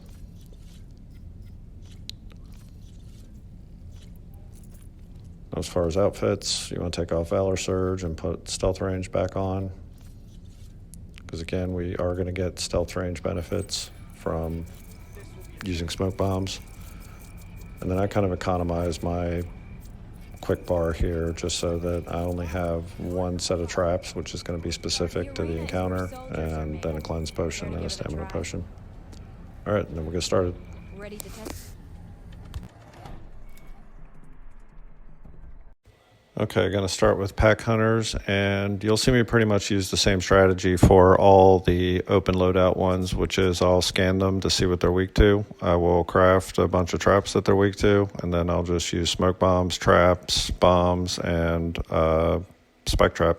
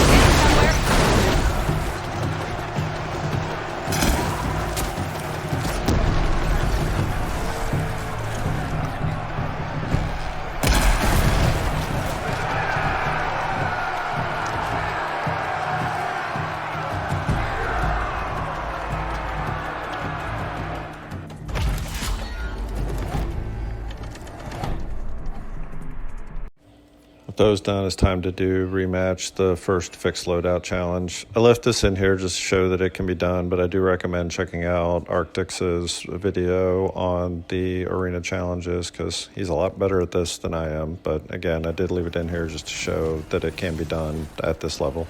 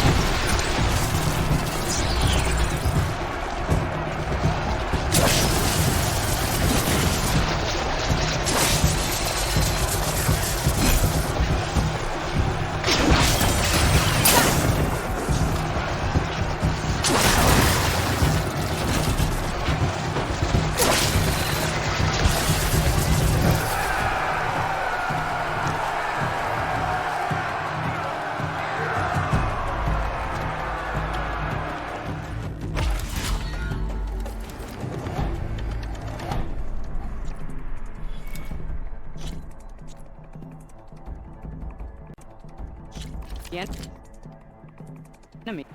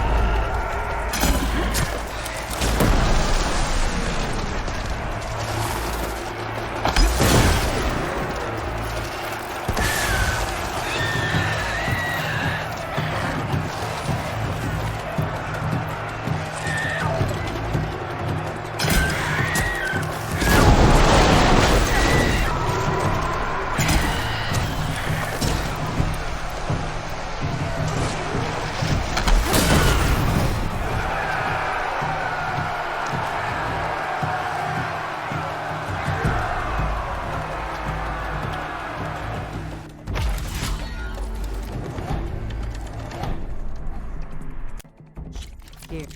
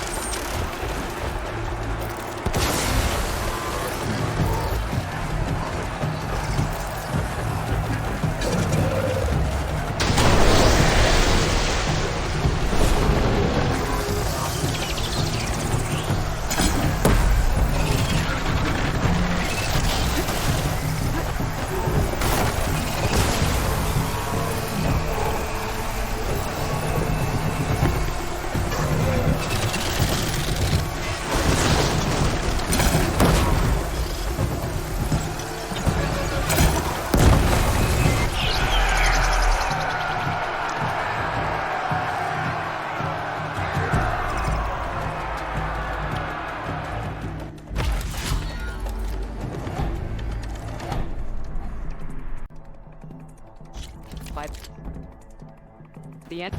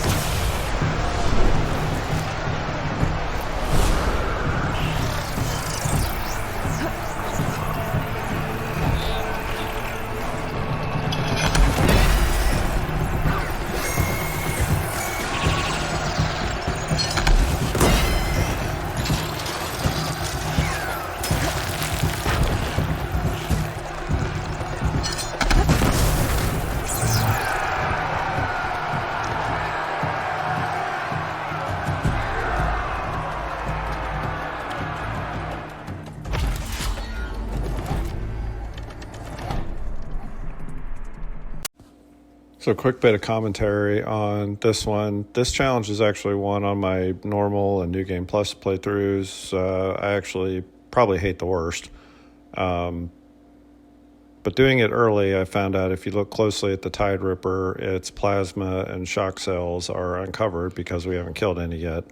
So normally you're fighting an evolved version, but this time it was actually a little bit easier. And truthfully, I probably would have gotten a really good time on this one had I not messed up. You'll see what I'm talking about. I start out really well, and then about halfway through it, after I've gotten the snap maws down and have the Tide Ripper down quite a bit, he turns on his cannons and I start getting ragdolled around, and I really just kind of got thrown out of my rhythm.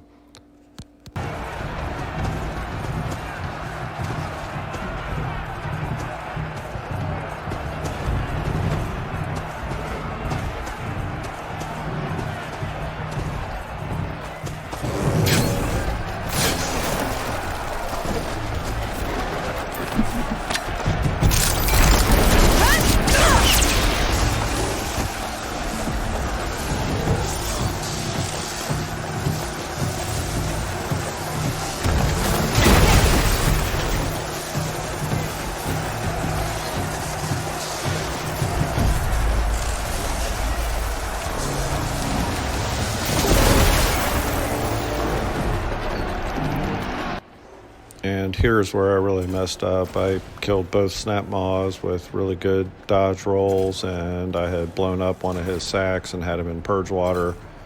And what I should have done was either break out the shock bolt blaster and shock him while he was in the drench status, or I should have smoke bombed and dropped the rest of my traps around him, and this probably would have been a much better time.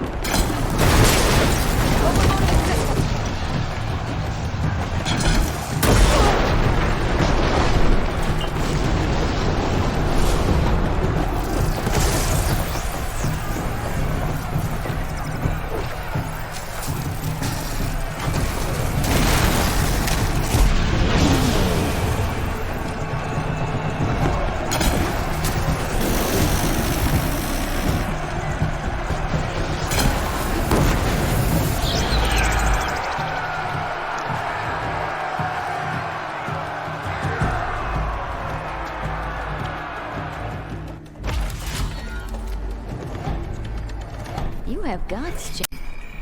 With Ring of Fire completed, we have enough medals to buy our first legendary weapon. What can I... Now, looking at this whole thing in hindsight, the first time around, I know I made two big mistakes. One was I didn't do the rebel camps and get the Sun Scourge, which we'll cover a little bit later. Second was I made a really poor choice on my first legendary, which then had a trickle effect. One of the main things you need to be able to do when upgrading high-end gear is to be able to kill heavyweight and apex heavyweight machines quickly and efficiently. During my first playthrough, I bought the Deathseeker Shadow first. Problem was, out of the box, it's not much stronger than the Sun Touch Hunter bow. Even fully upgraded, it's still not much of a killer when it comes to damage. Its advanced shock arrows are very useful, and it's a good tear weapon, but those are things that can be gotten on other weapons. Bottom line is there is a pretty fair jump in damage output needed when you make the jump from small and medium machines to heavy and apex heavies, and I started to suffer from cart before the horse syndrome. I need to be able to kill high-end machines to get more parts, but I was struggling to kill even regular heavies without even getting into apexes, and the problem came down to how I was trying to do damage. This time around, I started with the Blastforge, and the results were a lot different. Provided you can freeze a machine, which is where the Sun Scourge comes in, pretty much nothing can chew through a machine's health in the base game better than the Blastforge. This can change once you get into New Game Plus and Burning Shores, but again, in the base game, there isn't much, in my opinion, that can compete with the Blastforge for raw damage and resource efficiency. Lastly, it's a large upgrade compared to blue and purple bolt blasters out of the box. Not because of its stats necessarily. If you pay attention, bolt blasters have an odd mechanic with the different tiers.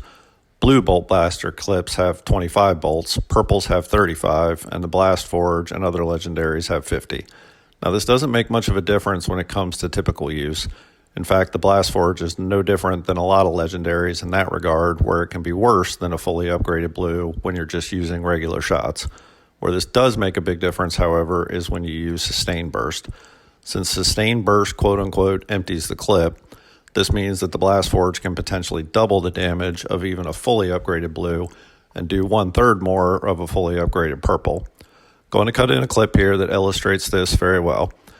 In this clip, I'm using a fully upgraded Plasma Bolt Blaster versus an unupgraded Blastforge. I'm going to show a few different scenarios where you can see no matter which way you slice it, the Blastforge simply does more damage. Here's the clip comparing the Blastforge and the Plasma Bolt Blaster from a save file later in the game, obviously. So again, here we have the Blastforge versus the fully upgraded Plasma Bolt Blaster, and this first scenario is with no coils. And here you can see what I was talking about with the clip size of 50 versus 25. For the purposes of this test, I picked a Tide Ripper to demonstrate on just because it's a fairly easy machine to fight. So I'm going to do the Plasma Bolt Blaster first. Again, this is uncoiled, and as a first step, I'm going to freeze it. And once it's frozen, I'm going to switch to Sustain Burst. And as you can see right there, we took off about 1/4 of its health. Now I'm going to reload and do exactly the same fight, but this time we're going to use the Blastforge. And again, this is completely uncoiled, no range considerations or anything. We're just going to freeze and use it.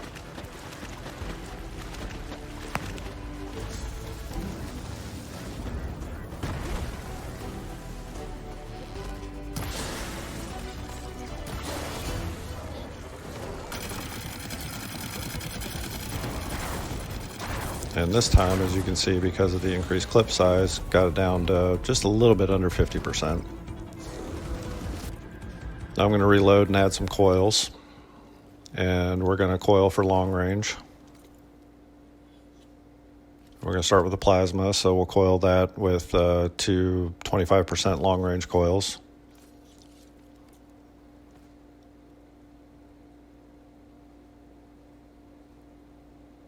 Same thing, we'll just freeze it once it comes up.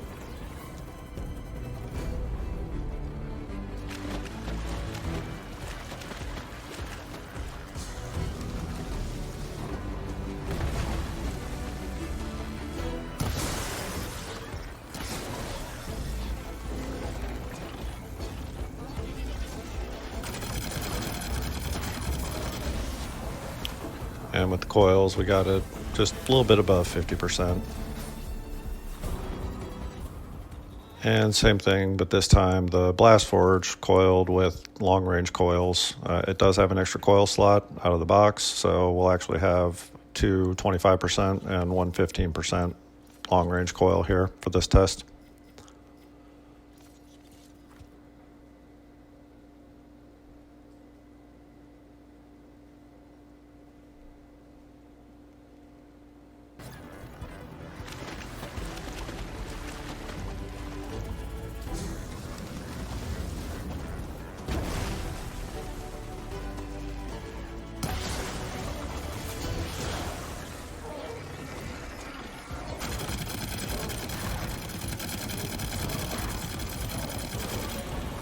And there you go. Now it's on almost 75% of its health bar gone, and just a couple follow-up shots would have killed it. I mentioned the trickle effect buying the DSS had on my first play in a bad way. Buying the Blastforge, on the other hand, first had a similar trickle effect, but in a good way. As I upgraded it, machines started to die much quicker, so I started quickly saving time and resources and increasing my kill time. Now let's talk about the Forge Fall, which is the other option. It's not a bad choice per se, but I think it suffers from the same issue as the DSS. Out of the box, it's on par with the Warden Sharpshot Bow and the Delta Sharpshot Bow. It's also got another major strike against it in my book, which is if you're going to do New Game Plus, Reeve's Downfall completely replaces it. I do purchase and upgrade the Forge Fall in this video later on, but last and only for demonstration purposes. If I ever lost my New Game Plus save file somehow and had to redo all of my gear, I completely skipped purchasing the Forge Fall. I haven't used it at all since acquiring a Reeves. In contrast, the Blastforge is still on my wheel in my Ultra Hard New Game Plus file because neither of the New Game Plus bolt blasters fit my particular playstyle. But if you want one of the newer bolt blasters, that's fine. Having the Blastforge can help you upgrade those quicker. Alright, sorry for the long detour there. With all that out of the way, we're going to head back to the base and play through Cradle of Echoes now. Well, safe travel. Before we do Cradle of Echoes, I'm going to respec back to my base build.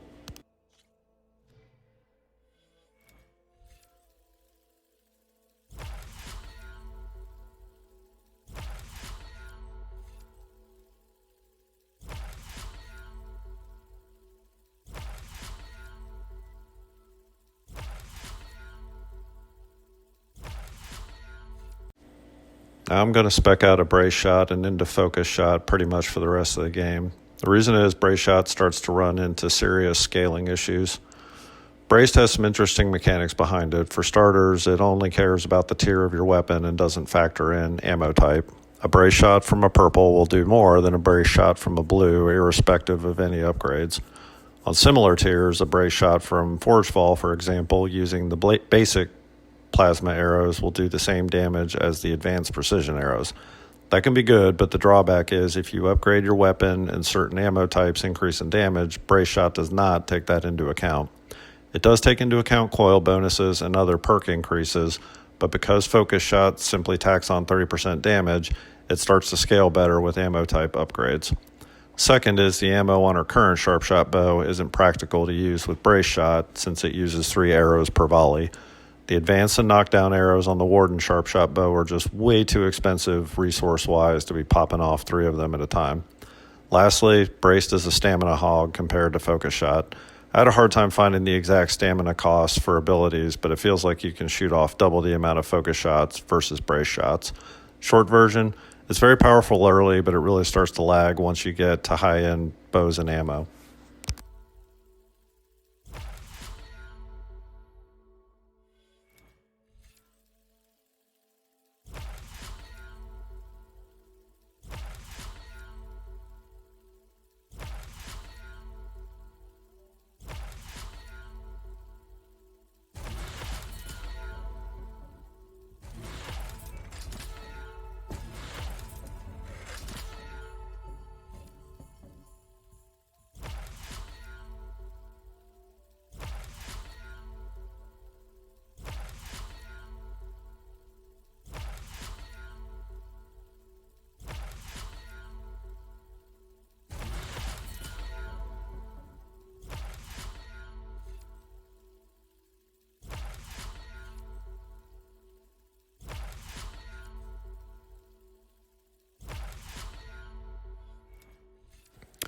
I'm also going to start working towards a 100% low health playstyle. We're still not there points wise, but we will be soon.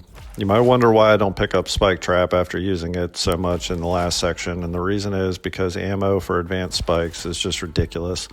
If you consistently try to take down machines with Spike Trap, you'll run out of blast paste in no time flat.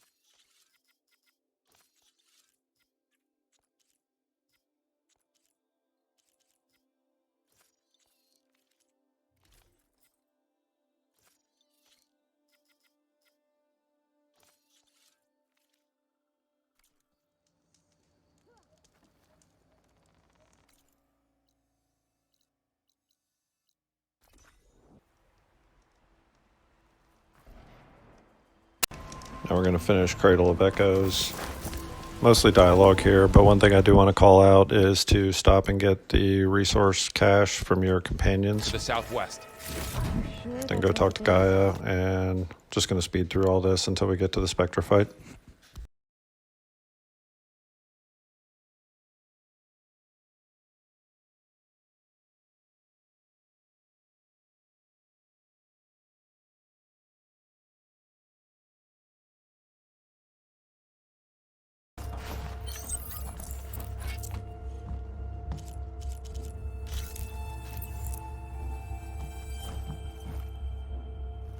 $236 containers in. And as far as beating the Spectre, I'm just going to lay down 2 acid traps and then freeze him and use the Bolt Blaster on him. Just tying in with my other video where you saw the difference in the Tide Ripper. So I've done this fight a lot of times with the Plasma Bolt Blaster, and it probably gets him maybe about 50% if you're lucky and he doesn't jump away. So you can really, again, see the difference the Blastforge starts to make here.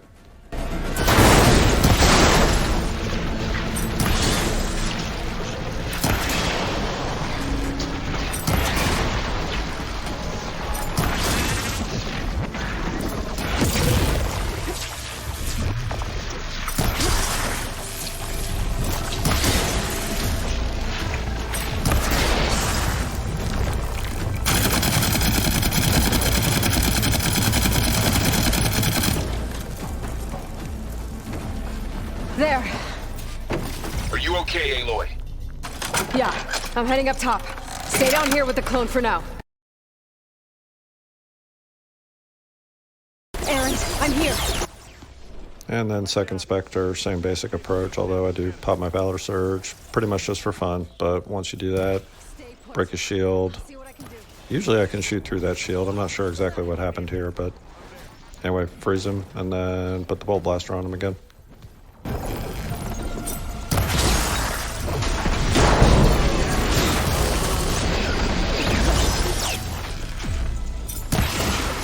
Heavy weapon. You could use it against the Spectre.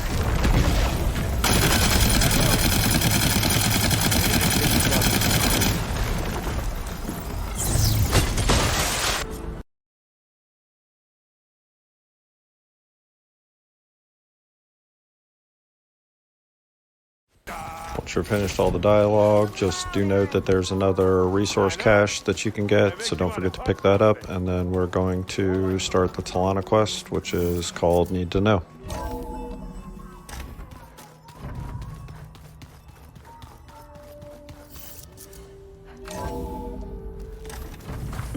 Can't let them cold. Need to Know is a little bit of a long trip, but it takes us to an area that we want to go anyway, and the reward for the quest is the Lightning Hunter Bow, which is an excellent weapon that we'll get a lot of use of.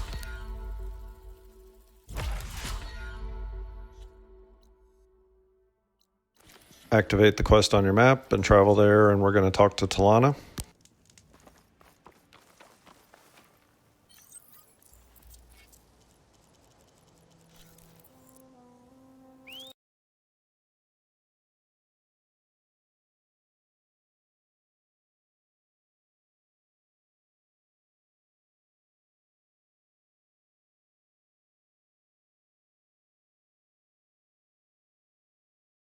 We're going to take a little detour here and do the tall neck as well as pick up 3 rockbreaker mining claws. This tall neck sucks. You have to work quickly once you start trying to weigh it down with the anchors. The ballistas have limited fields of fire, and if you miss with one of them, you need to wait for it to come around again, which isn't that bad, but if it's dragging any anchors that you put on previously, it'll walk a lot slower, which can make it a real pain.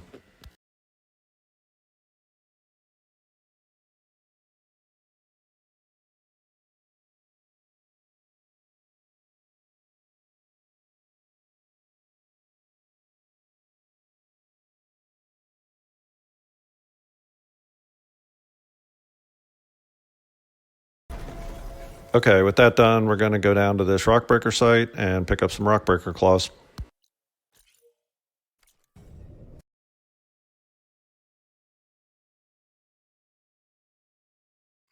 I've gotten the key skills in Survivor that I want, so now I'm going to start working towards critical boost in the warrior tree. Range Master heals you when you use it, which makes it less than ideal for a low health build. Critical boost isn't perfect either since it doesn't work with sustained burst, but I'll use it a lot for a few fights where I'm mainly using focus shot, which it does work great with. Before going to the rock breaker, I'm going to reset my weaves on my armor for melee resist since we're not trying to kill it. I feel like I'm pretty good at dodging, but this particular machine always seems to land on me. Make sure you tag the claws before he starts moving around. Once you shoot one off, it's hard to tell that you've actually shot it off without the highlights. And we're just going to use triple shot with our hunter bow here while dodging as best as we can.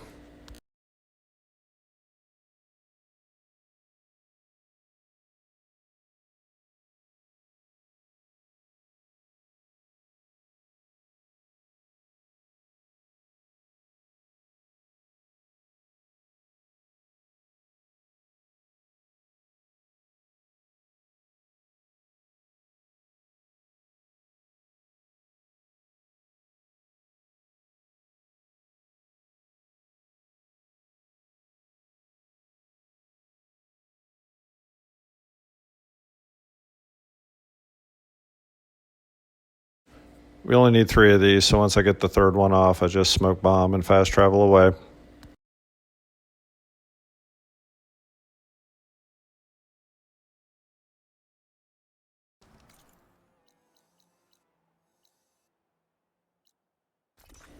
Now we'll pick back up on Need to Know.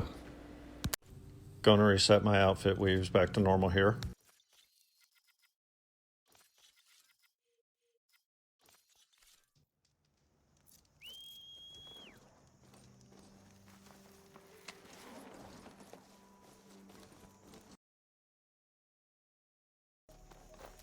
We need 3 elemental claw strider sack webbing, so I'm going to stop here and farm those.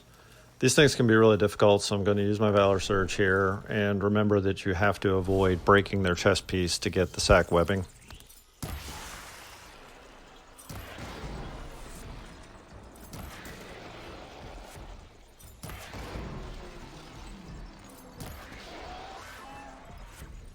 You want to avoid using sustained burst here initially because machines treat it like an explosion and it will alert all of them.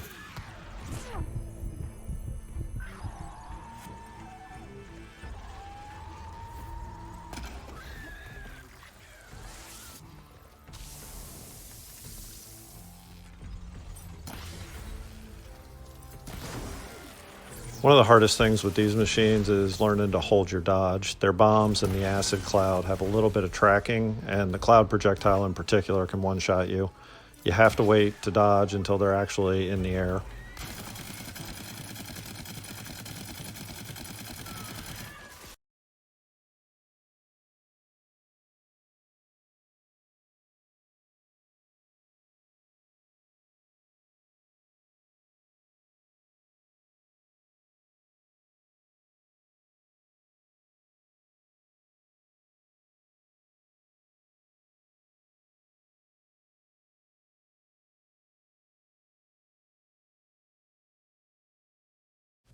Okay, I got the 3 webbings, so going ahead to Lowland's Path.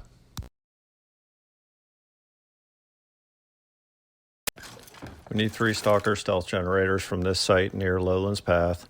Best way is to freeze them, and then while they're initially slowed a little bit, you want to shoot them off.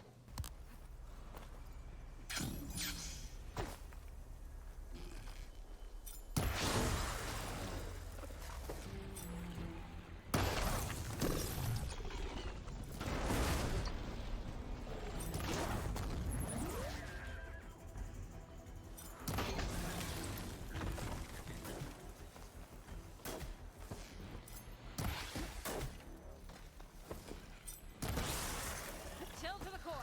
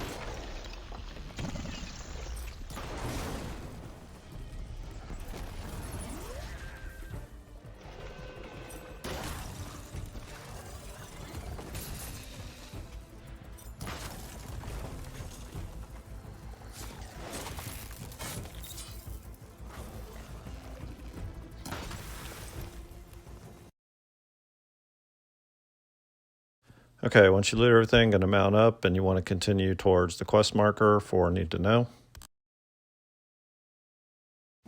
Now, once you get to this fork, you want to stop following the quest marker and make sure and hang a left, because we want to go to Fall's Edge.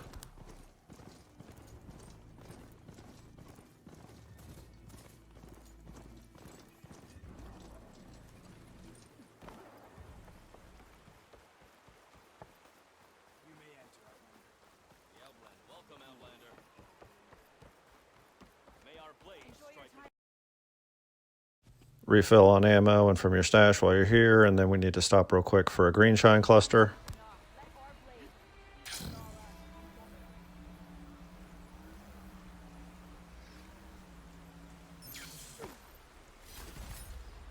Once you have that, jump off and head towards the campfire that's on your HUD there.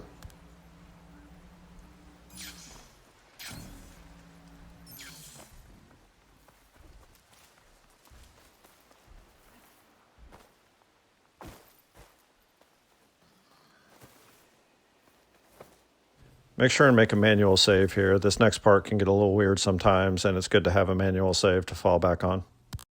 This part can suck. We're going to go to the Rain Trace Salvager camp. When we get there, it'll be under attack by stalkers. You'll want to focus on shooting off their mine launchers because it will automatically complete one of the quests there.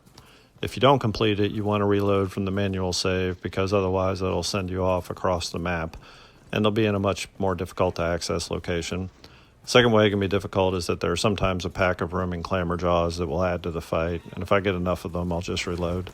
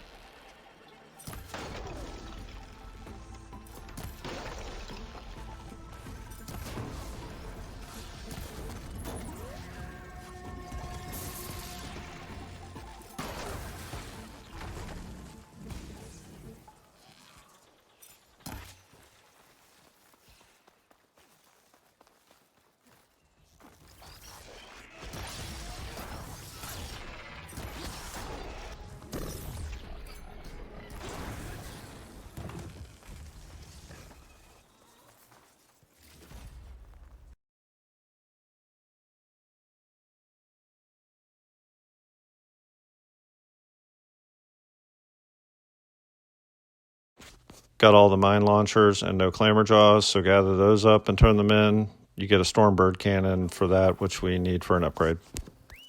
Once you turn in the mine launchers, you pick up Colleague and Key automatically, which we want to do because you get another plus 15 critical hit chance coil.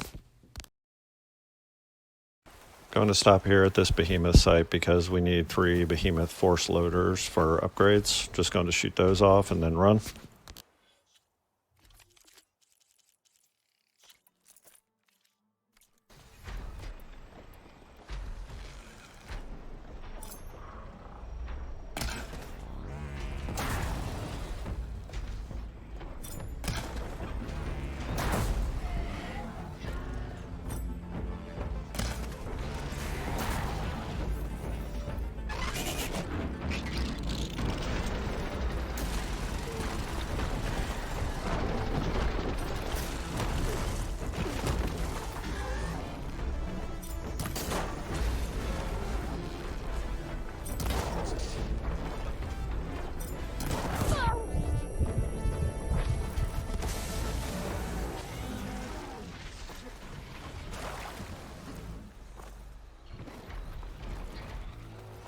And once we have those, just mount back up and follow the waypoint for Colleague and Key.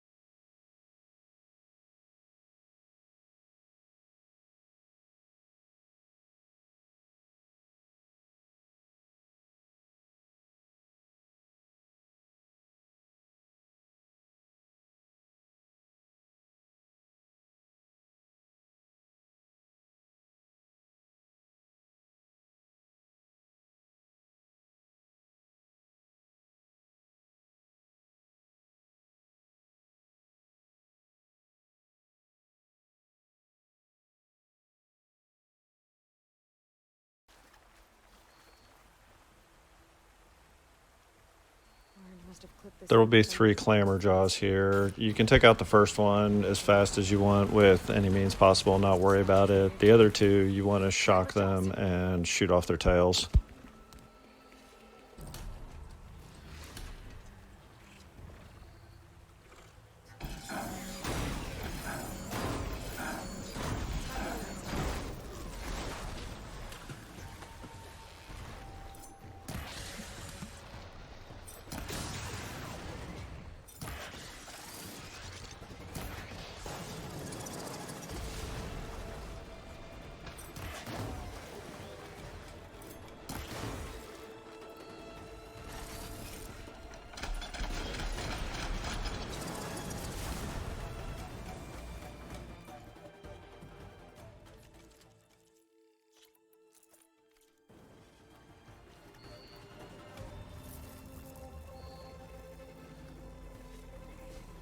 Getting a clean shot on the sparkers can take a little patience, but like I mentioned all the way back in the Daunt, all machines will eventually stop moving and give you a shot, so just be patient, dodge, and sooner or later they'll freeze for a second.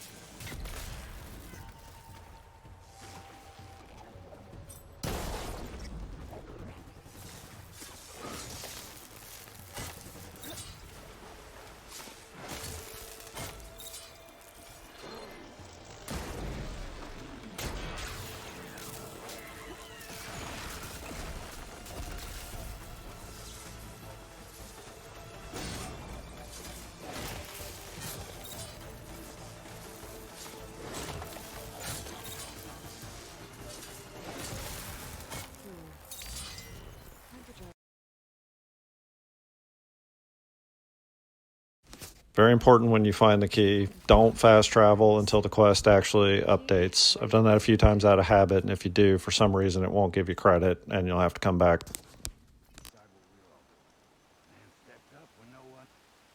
Turn in colleague and key, and then we need to buy a few things.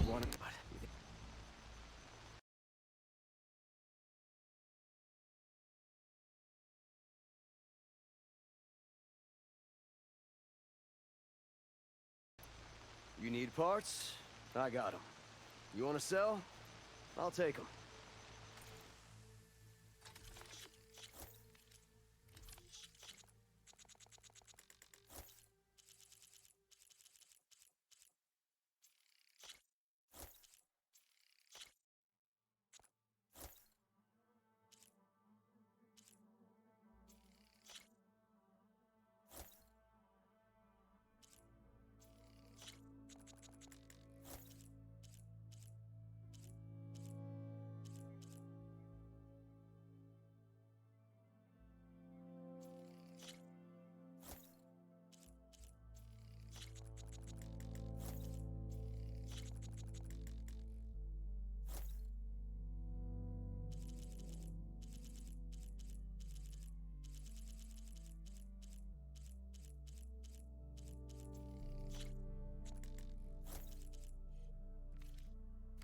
I'm sure we'll find.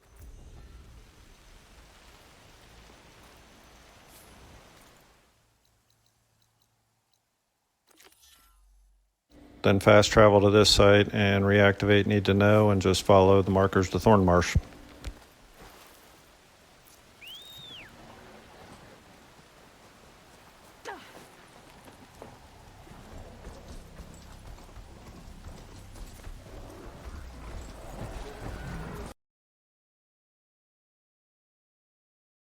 Quite a few stops we want to make in Thornmarsh. First place we want to stop is the cook, and we're going to spend those winter pellberries we got on Fatty Meat Feast, which I'll show you where to use those later.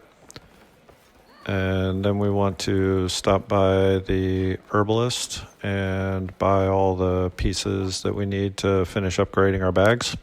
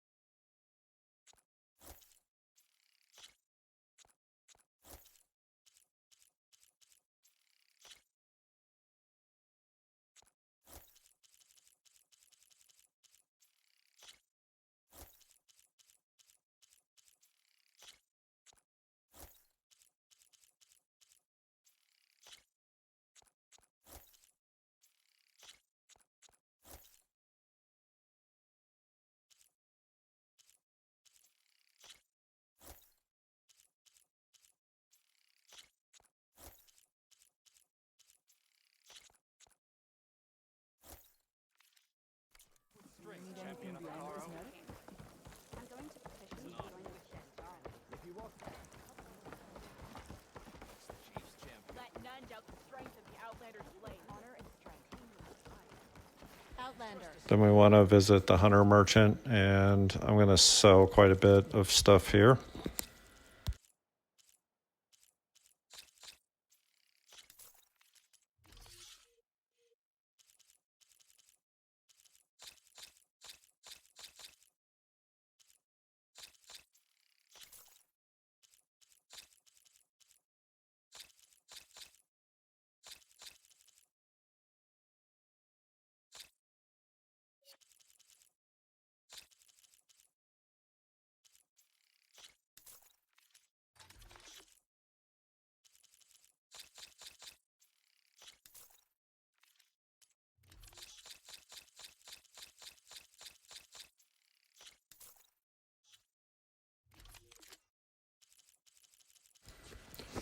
Once that's done, I'm going to pick up the Delta Sharpshot bow.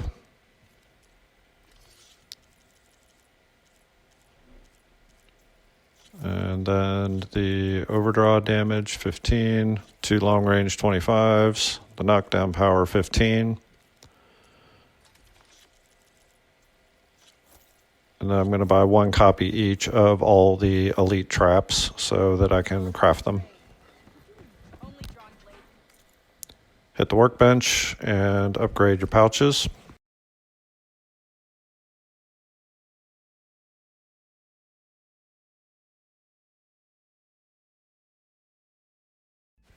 Go to our weapons and upgrade the Delta 1 level.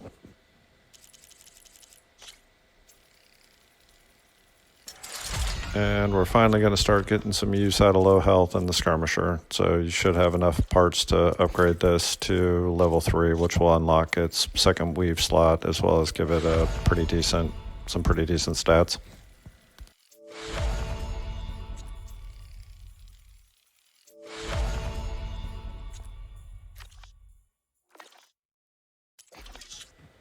Then refill on ammo, refill at your stash, and the last thing we're going to do here is stop and see the herbalist again, sell all of our old potions, because this one has the large variants, so I'm going to sell all my medium and small stuff that I have left over. And then same thing, I'm going to keep a cleanse potion, I'm going to buy 1 large health potion, and the rest are all going to be large stamina potions.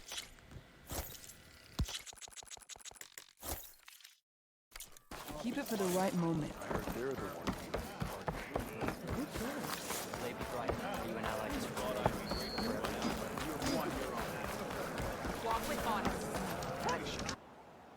So now we need 2 Thunderjaw circulators as well as a Frost Claw circulator.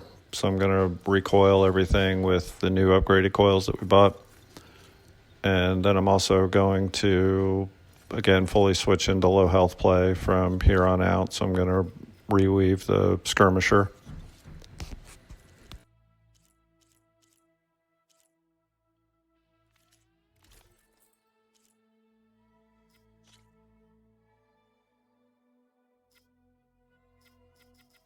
And redo this with low health defense and plus weapon stamina. We're going to have to get by with the +1s for just a little bit. Then I'm going to use my sling to put myself into low health. Now on the Thunderjaw, we need the tails eventually as well as the circulator. So I don't have something that'll shoot it off in one shot. So I'm going to basically use a Tear Blast arrow while it's walking around and unaware.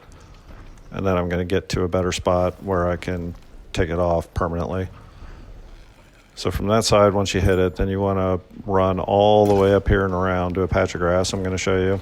And the reason we're doing this is until you've killed it a few times and it's evolved, there's a very easy way to get it brittle before we use the Blastforge on it.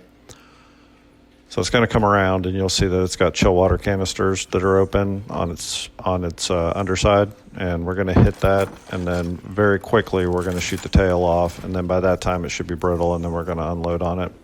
So you want to set up your quick weapon swap between your frost bow and your hunter bow, because this has got to be really quick.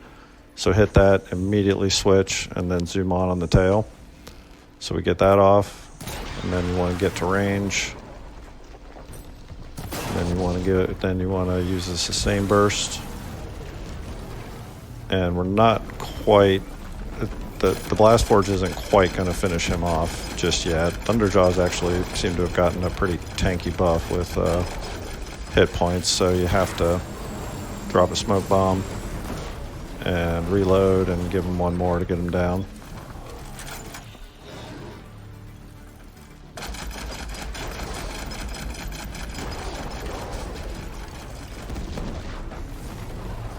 All right, and then go ahead and loot, and then we're going to travel to the Frostclaw site.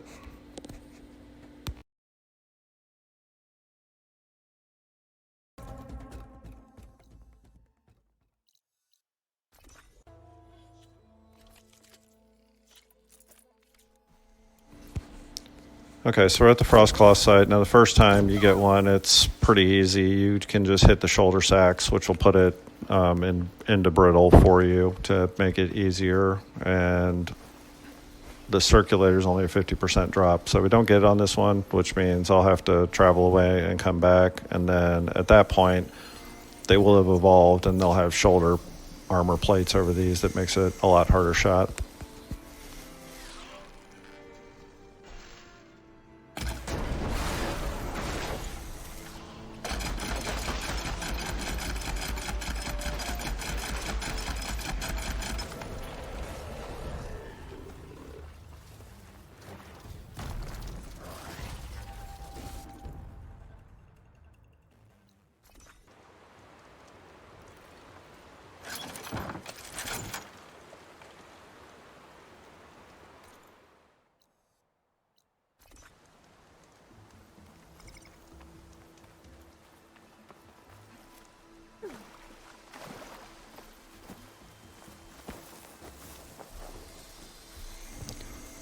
So now they've evolved, and as you can see, they've got armor plates over top of their shoulder sacks, which makes it a much more difficult shot. I'll show you how to deal with that later, but I'm in a hurry here, so I just break the chest piece, even though that'll destroy the sack webbing, and that's not what we want when we really start grinding weapons. But again, right now, I really only care about the circulator.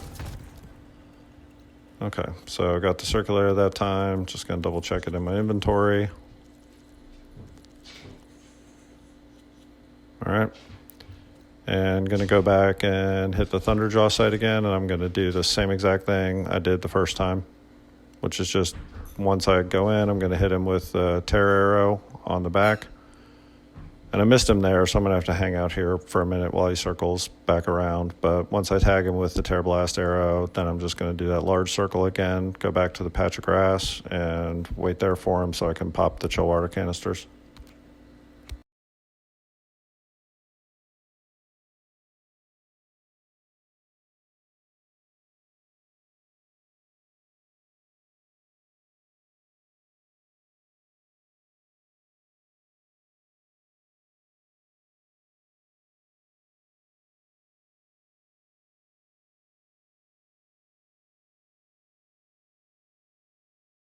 And just remember to set up your quick swap so that you can do this quickly. So again, hit the chill water, hit the tail, get to range. And I don't think I cleared the range there. Also kind of funny, I take a hit here, and the hardest thing about playing low health is not just habitually hitting the heal button, which I did right there. I didn't have to, but I did it out of habit, so then I just popped Range Master. Let's go ahead and loot that. Get the tail, and then we're going to head back to Thornmarsh, and our first stop is going to be the Stitcher up here, so we want to go, and this is what we need the Frost Claw circulator for. Champion, I assure you. Yes, I can work with this. And we want to pick up the Tenakth Marauder, and we don't want the outfit per se. We want the +2 low health defense weave that comes with it. Then we want to go see the Hunter again. And here we want to pick up the Glow Blast Sharp Shot Bow. And we want this one because eventually with some upgrades, it does have the highest tear in the base game, and it'll let us one-shot some of those parts like tails that you just saw. All right, so the other Thunderjaw circulator was to upgrade this, so we can get this up to level 3 using also the Storm Cannon that we got. And then I'm going to upgrade this as far as we can.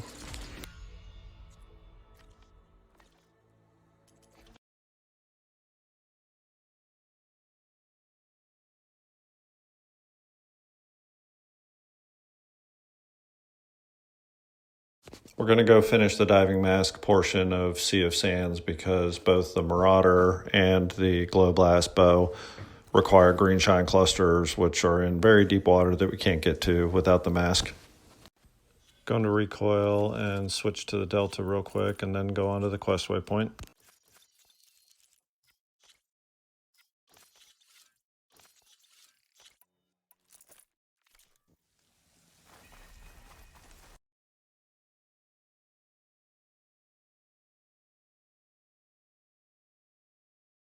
Once you catch up with the herd, you can attack them from the rear, but I prefer to head around these buildings and then set up in front of them.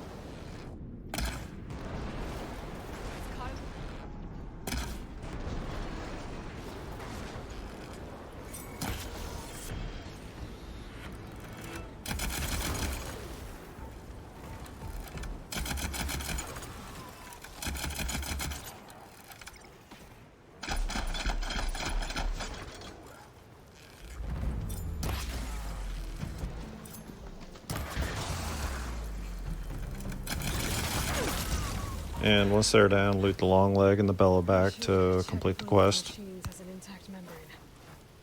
One synthetic membrane.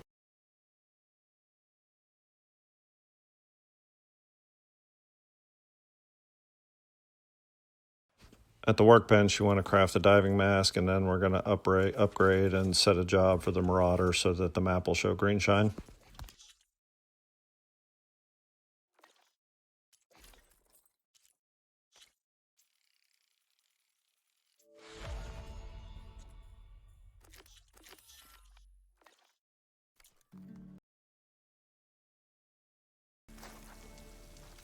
Then we'll check a map, and there's a green shine cluster over here. So we're going to travel over to that campfire and then go get that.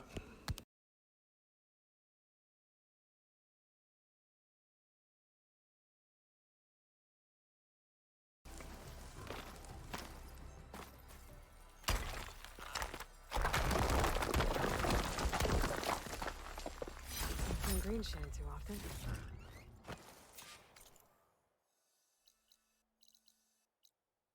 From here, I'm going to travel back to the shelter in No Man's Land. They don't show up on the map right now, but there are 3 green shine clusters over near the shelter.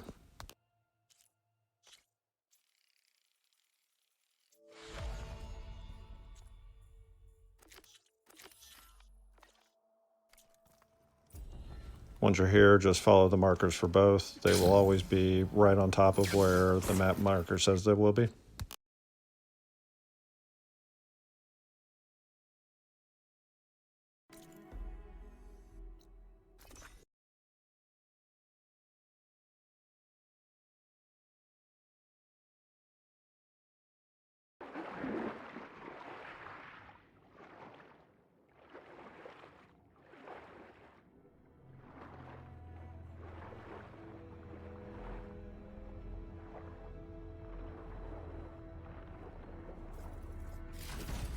Yeah, the last one, head back to the shelter and upgrade the Marauder to level 3, and then swap the +2 low health defense from it into the Skirmisher.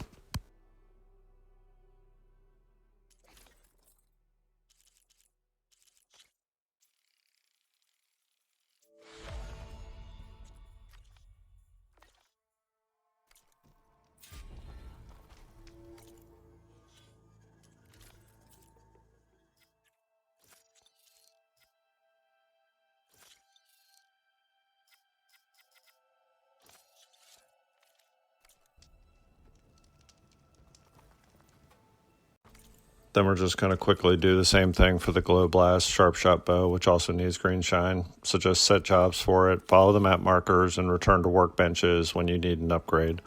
Can't get it 100% upgraded right this minute, but we'll get it up to level 4.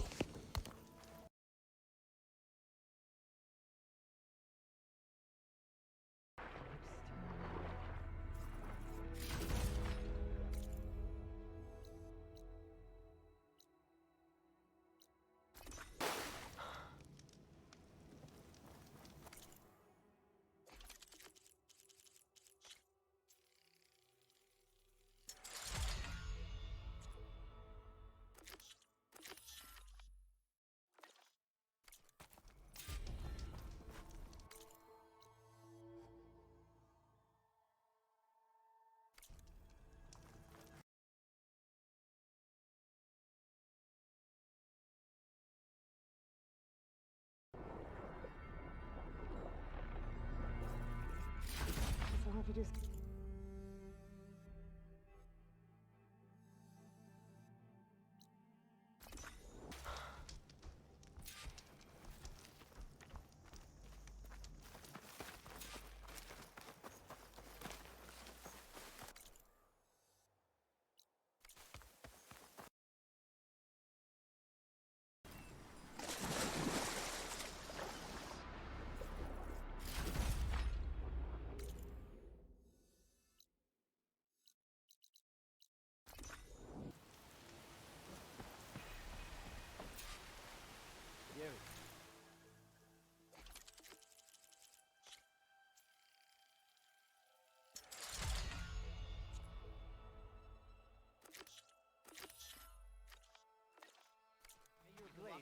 Keep your blade bright.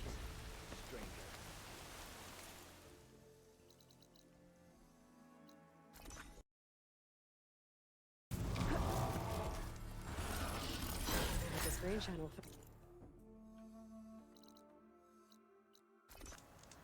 Is it safe? Did they get to it?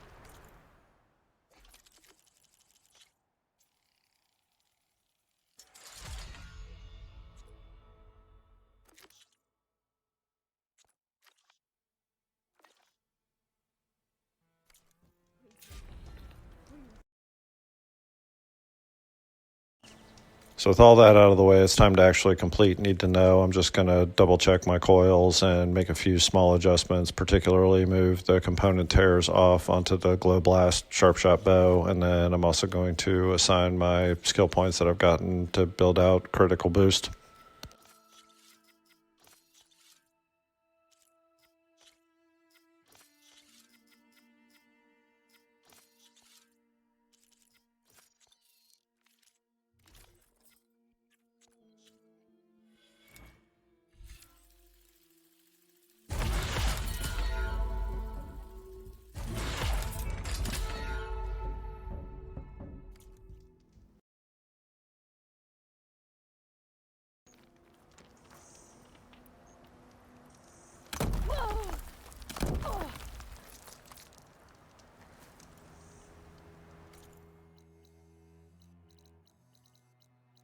Then we're going to travel back and meet up with Talana for the next step of Need to Know.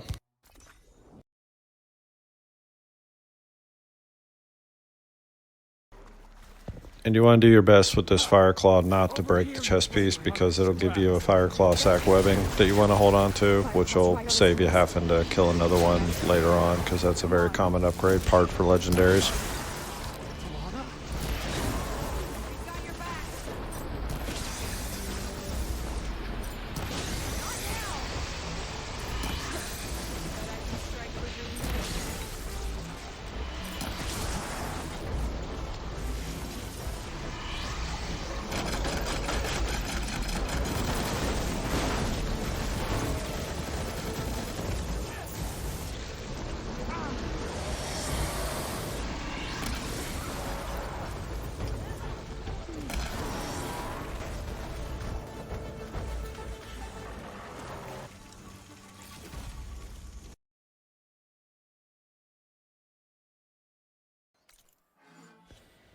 And just going to reconfigure a couple coils here to maximize stealth range damage as much as possible. You will need to switch those out once the camp alerts and you've got everybody going on, because they effectively become useless.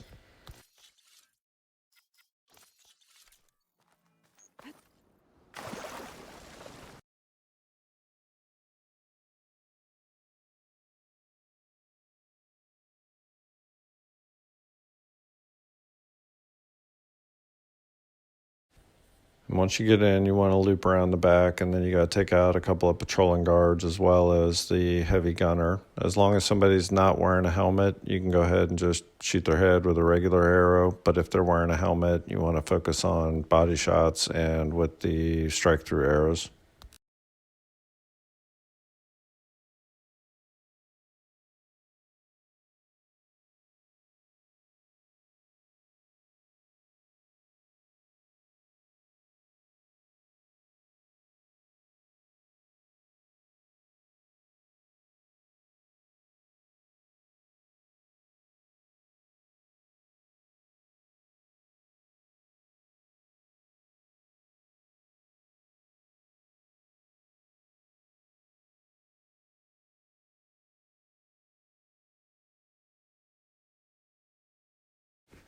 And with this Rebel Champion, you want to try to hit any exposed part from the shield. It doesn't matter whether it's the head, the hand, the foot, anything where you can get around the shield. So you'll see me shoot this one in the head and then go down and hit him in the foot. It does full damage. It doesn't matter. Once you open the gate, the whole camp will alert, so you want to unequip all your stealth coils and re-equip your regular, the critical hit chance, and your +2 low defense weave.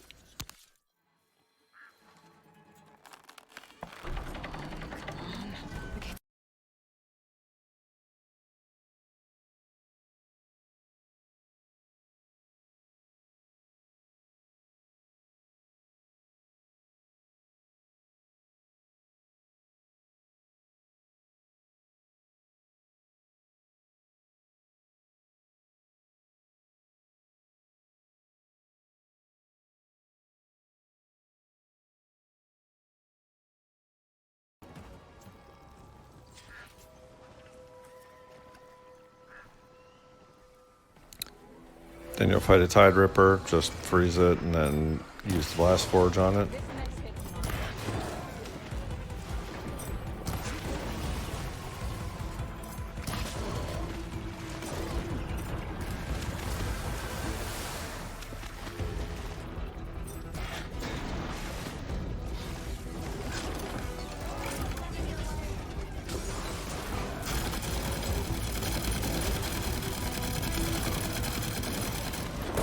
Loot it, loot everything else going around, and then talk to the quest givers, and when you finish this up, you'll get the Lightning Hunter Bow.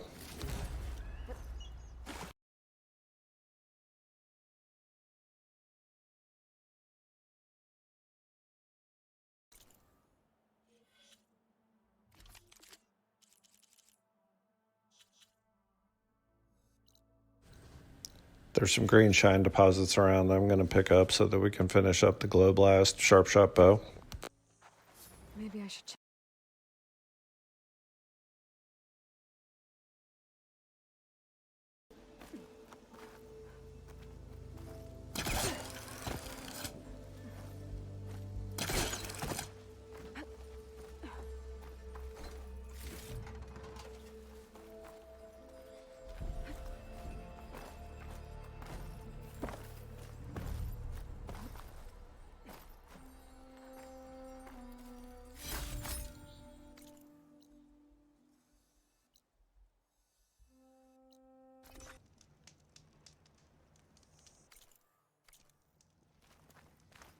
Rebels.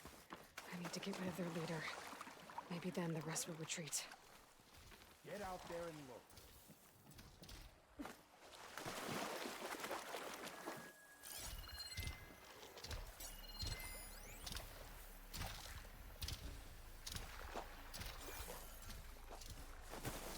I think I got something.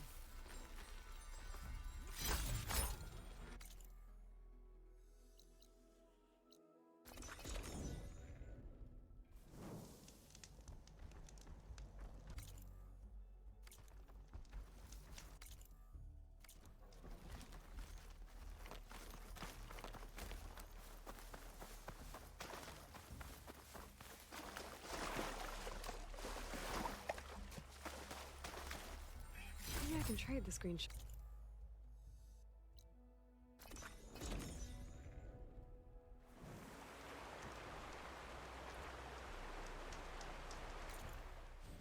Getting to this slab is kind of a pain, but just follow the path that I outline here and just keep jumping. And what Ayla will usually do when she's jumping up is she'll eventually catch a ledge and vault herself up.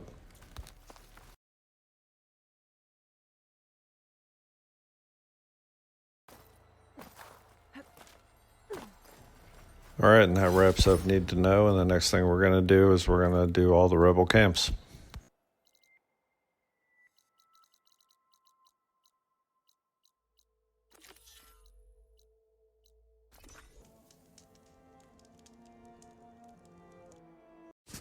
We're going to start the rebel camps and complete all of them, and the reason we want to do all of these is it opens up a quest that ultimately rewards you with the Sun Scourge, which in my opinion is the most important tool for making the grind quick.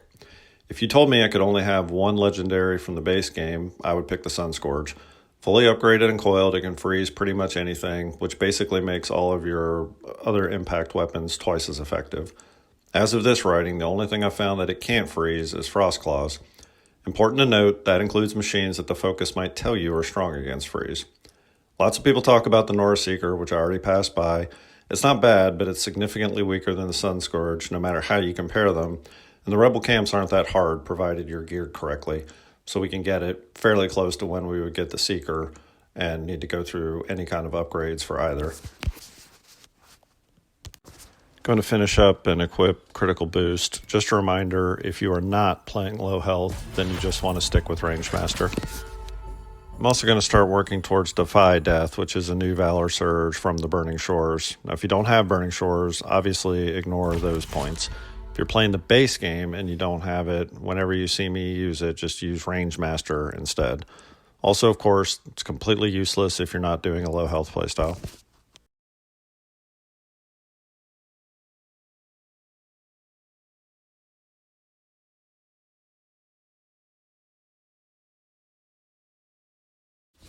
Going to speed up here. Not much commentary for this camp. It's actually pretty low level, so just stay crouched and pick off people as you try to get to the command center and follow the usual human rules. Try for headshots with regular precision arrows if they don't have a helmet.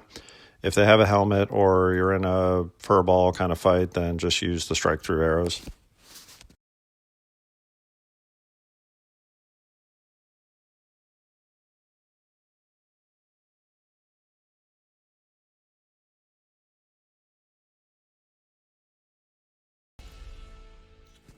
Once we finish that, we're going to head to the Tower of Tears to restock on supplies, and that's the closest point to the next camp.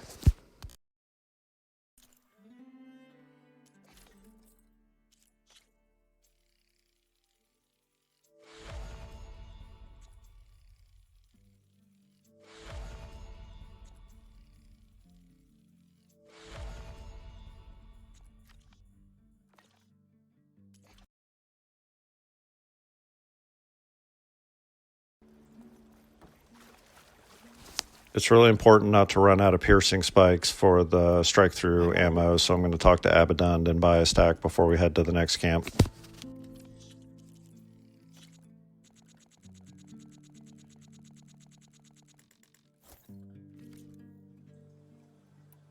I'll be... Finally.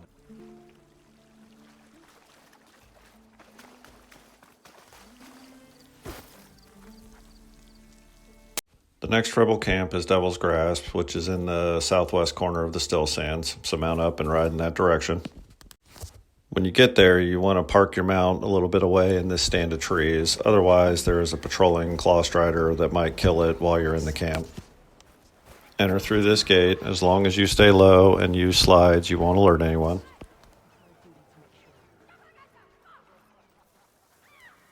This is it. I gotta find whoever's in charge. Figure out what they're doing here. I do not.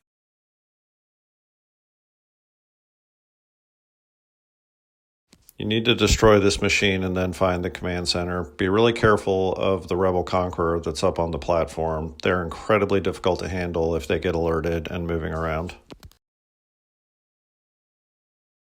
Once he's down, drop into the command center, kill everyone, and follow the quest markers.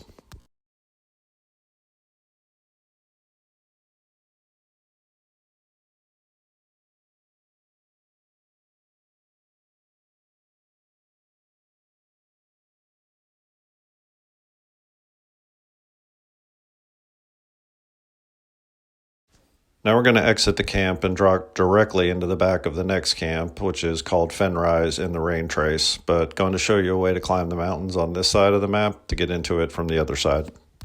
From this point right here, just use your focus to spot handholds and head due west. You will get a message that you're leaving the play area, but just ignore it.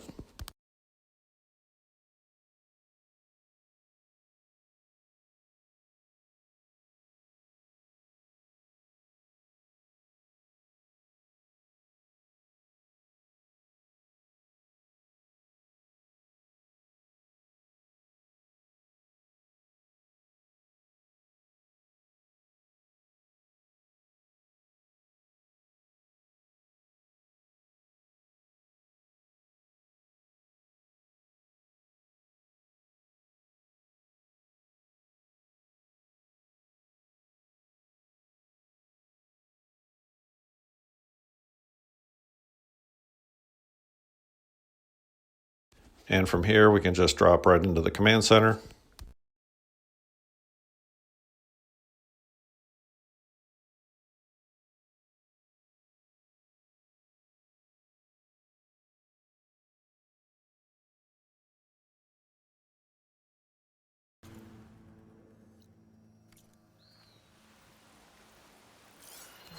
Inside the command center is a heavy gunner and a champion. Going to use silent strike plus shock traps to take care of them. Usually this won't alert the rest of the camp, but if it does, just fight anyone that comes up like normal and don't actually leave the platform.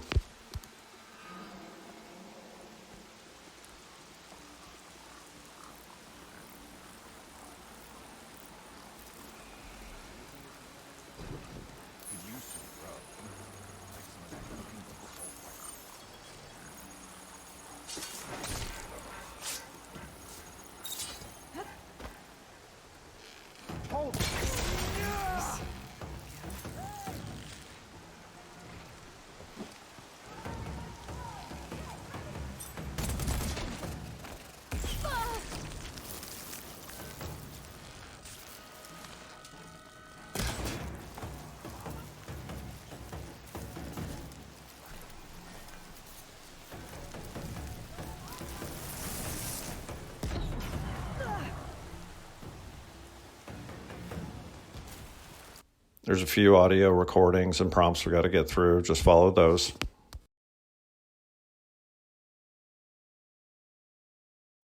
Capturing this place is good strategy on the rebels' part. I have no idea why this happens, but if you smoke bomb this group of enemies after you've completed the command center, they all explode.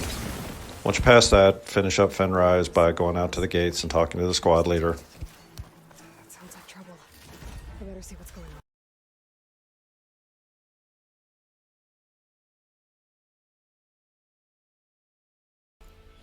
The next camp is Breached Rock, and it's over in the Sky Clan area, so travel to this campfire and we'll go there.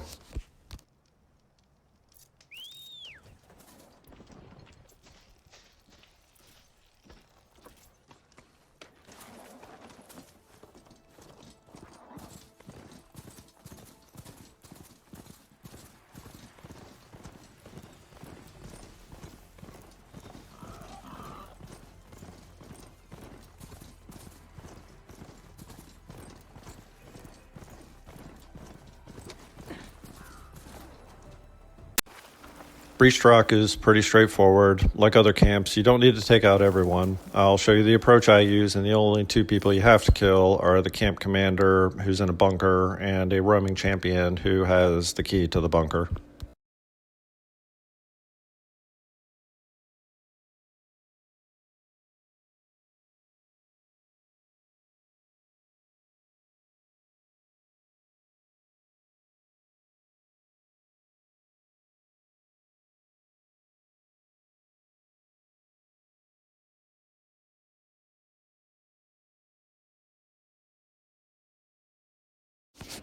And here's the champion that we need to kill to loot the bunker key.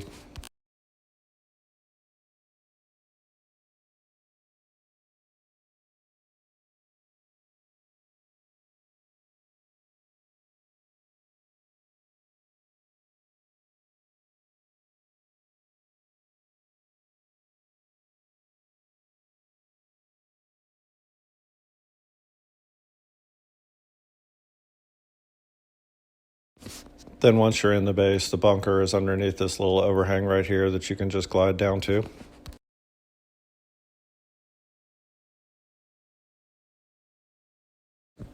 This fight can go bad quick if they all rush you, so I trap the entrance here and then try to draw them out, but do be ready to retreat, and if you start getting swarmed, just use your blast bombs.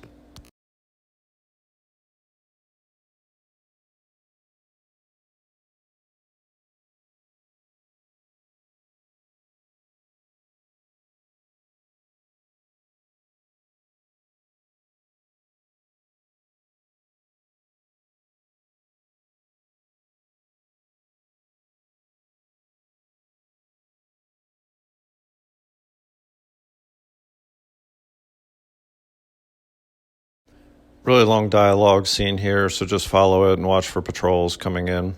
Once all the dialogue is finished, travel back to the base and talk to Erend.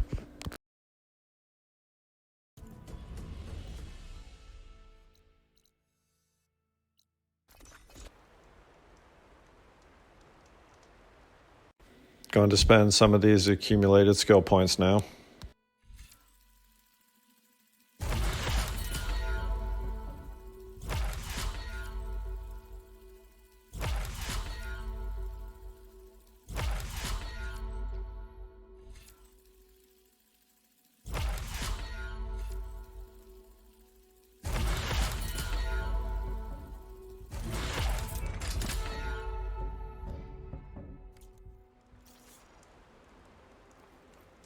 Once that's done, head in and talk to Erend.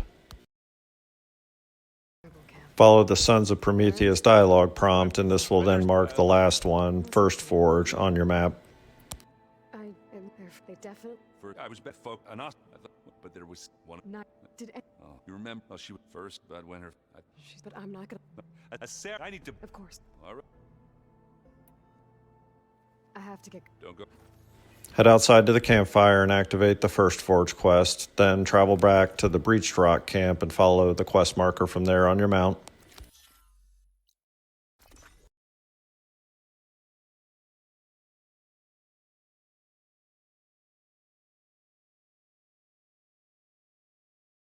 And I'm just taking a little detour here to unlock a shelter near the Tremor Tusk site and pick up some green shine.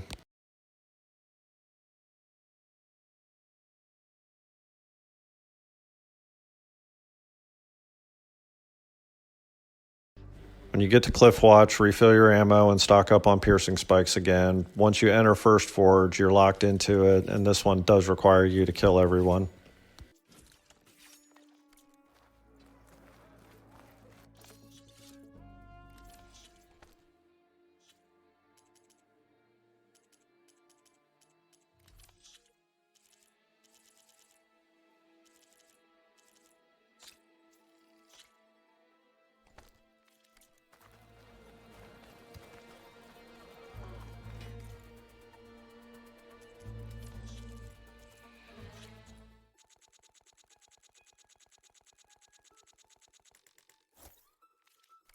You can never have too many of them. Before we hit First Forge, we're going to do the Stand of the Sentinel's Tall Neck. Usually this requires quite a lengthy jumping puzzle if you do it from the ground, but if you climb these mountains over here, you can just glide on the Tall Neck directly. And you might have to wait for it to come around. In my case, it was already right there.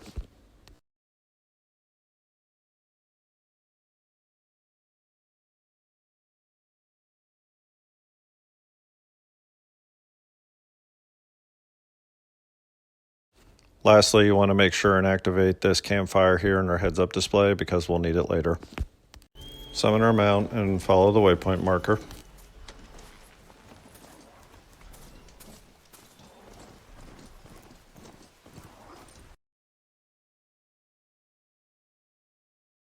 We'd find Sarah's base. Then call Errand when you get to the campfire.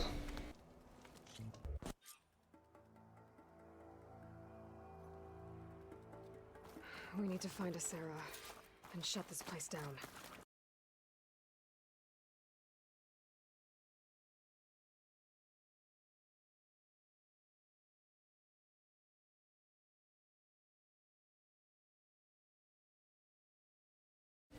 We have to kill everyone in here. I'll start off with a Valor Surge just to speed this up, and you should build it up again no problem before you fight a Sarah.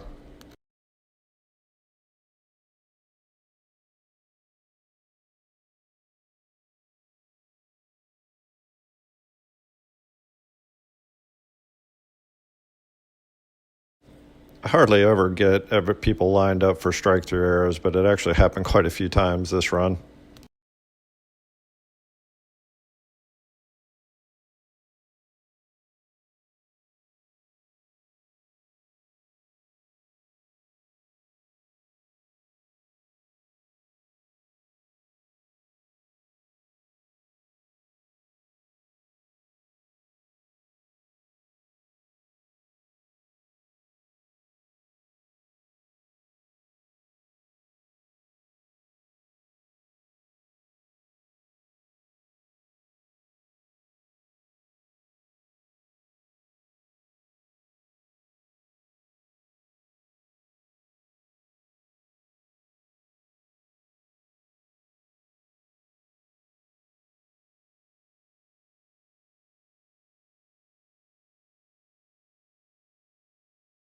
Be a little careful when you go into the last room. There's an archer up on a high platform, and the commander will lob bombs at you, even from extreme distances that can one-shot you.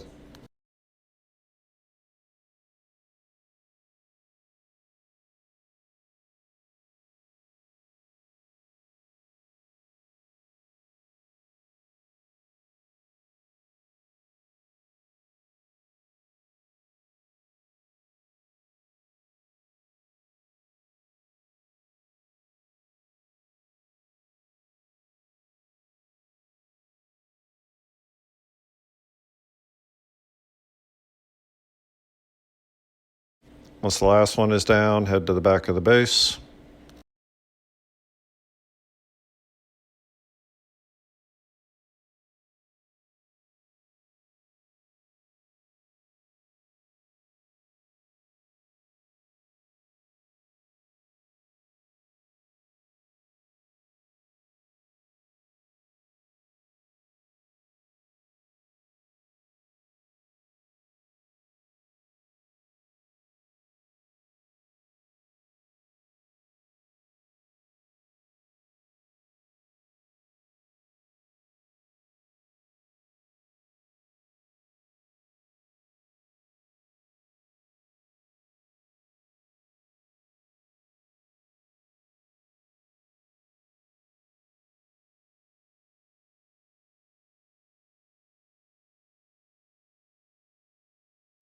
And there's a workbench and a stash here that you can refill at.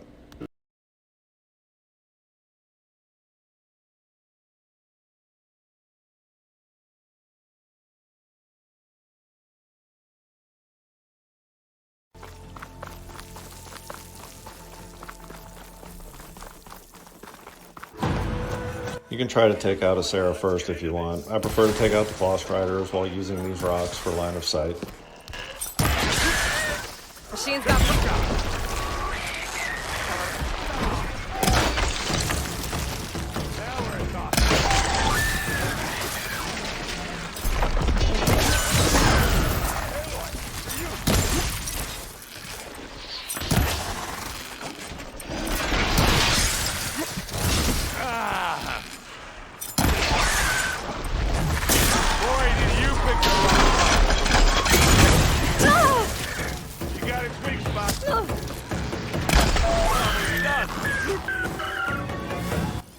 Once the Claw Striders are down, pop your Valor Surge. You can be patient and get pretty easy headshots on her if you want, but I'm just going to mix in a couple body shots.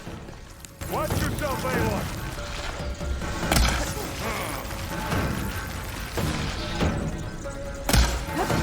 Take this and take him down! Once she's down, go loot her and talk to Aaron. Head back to the base and talk to Aaron again because he gives you a plus 25% close range coil as a reward.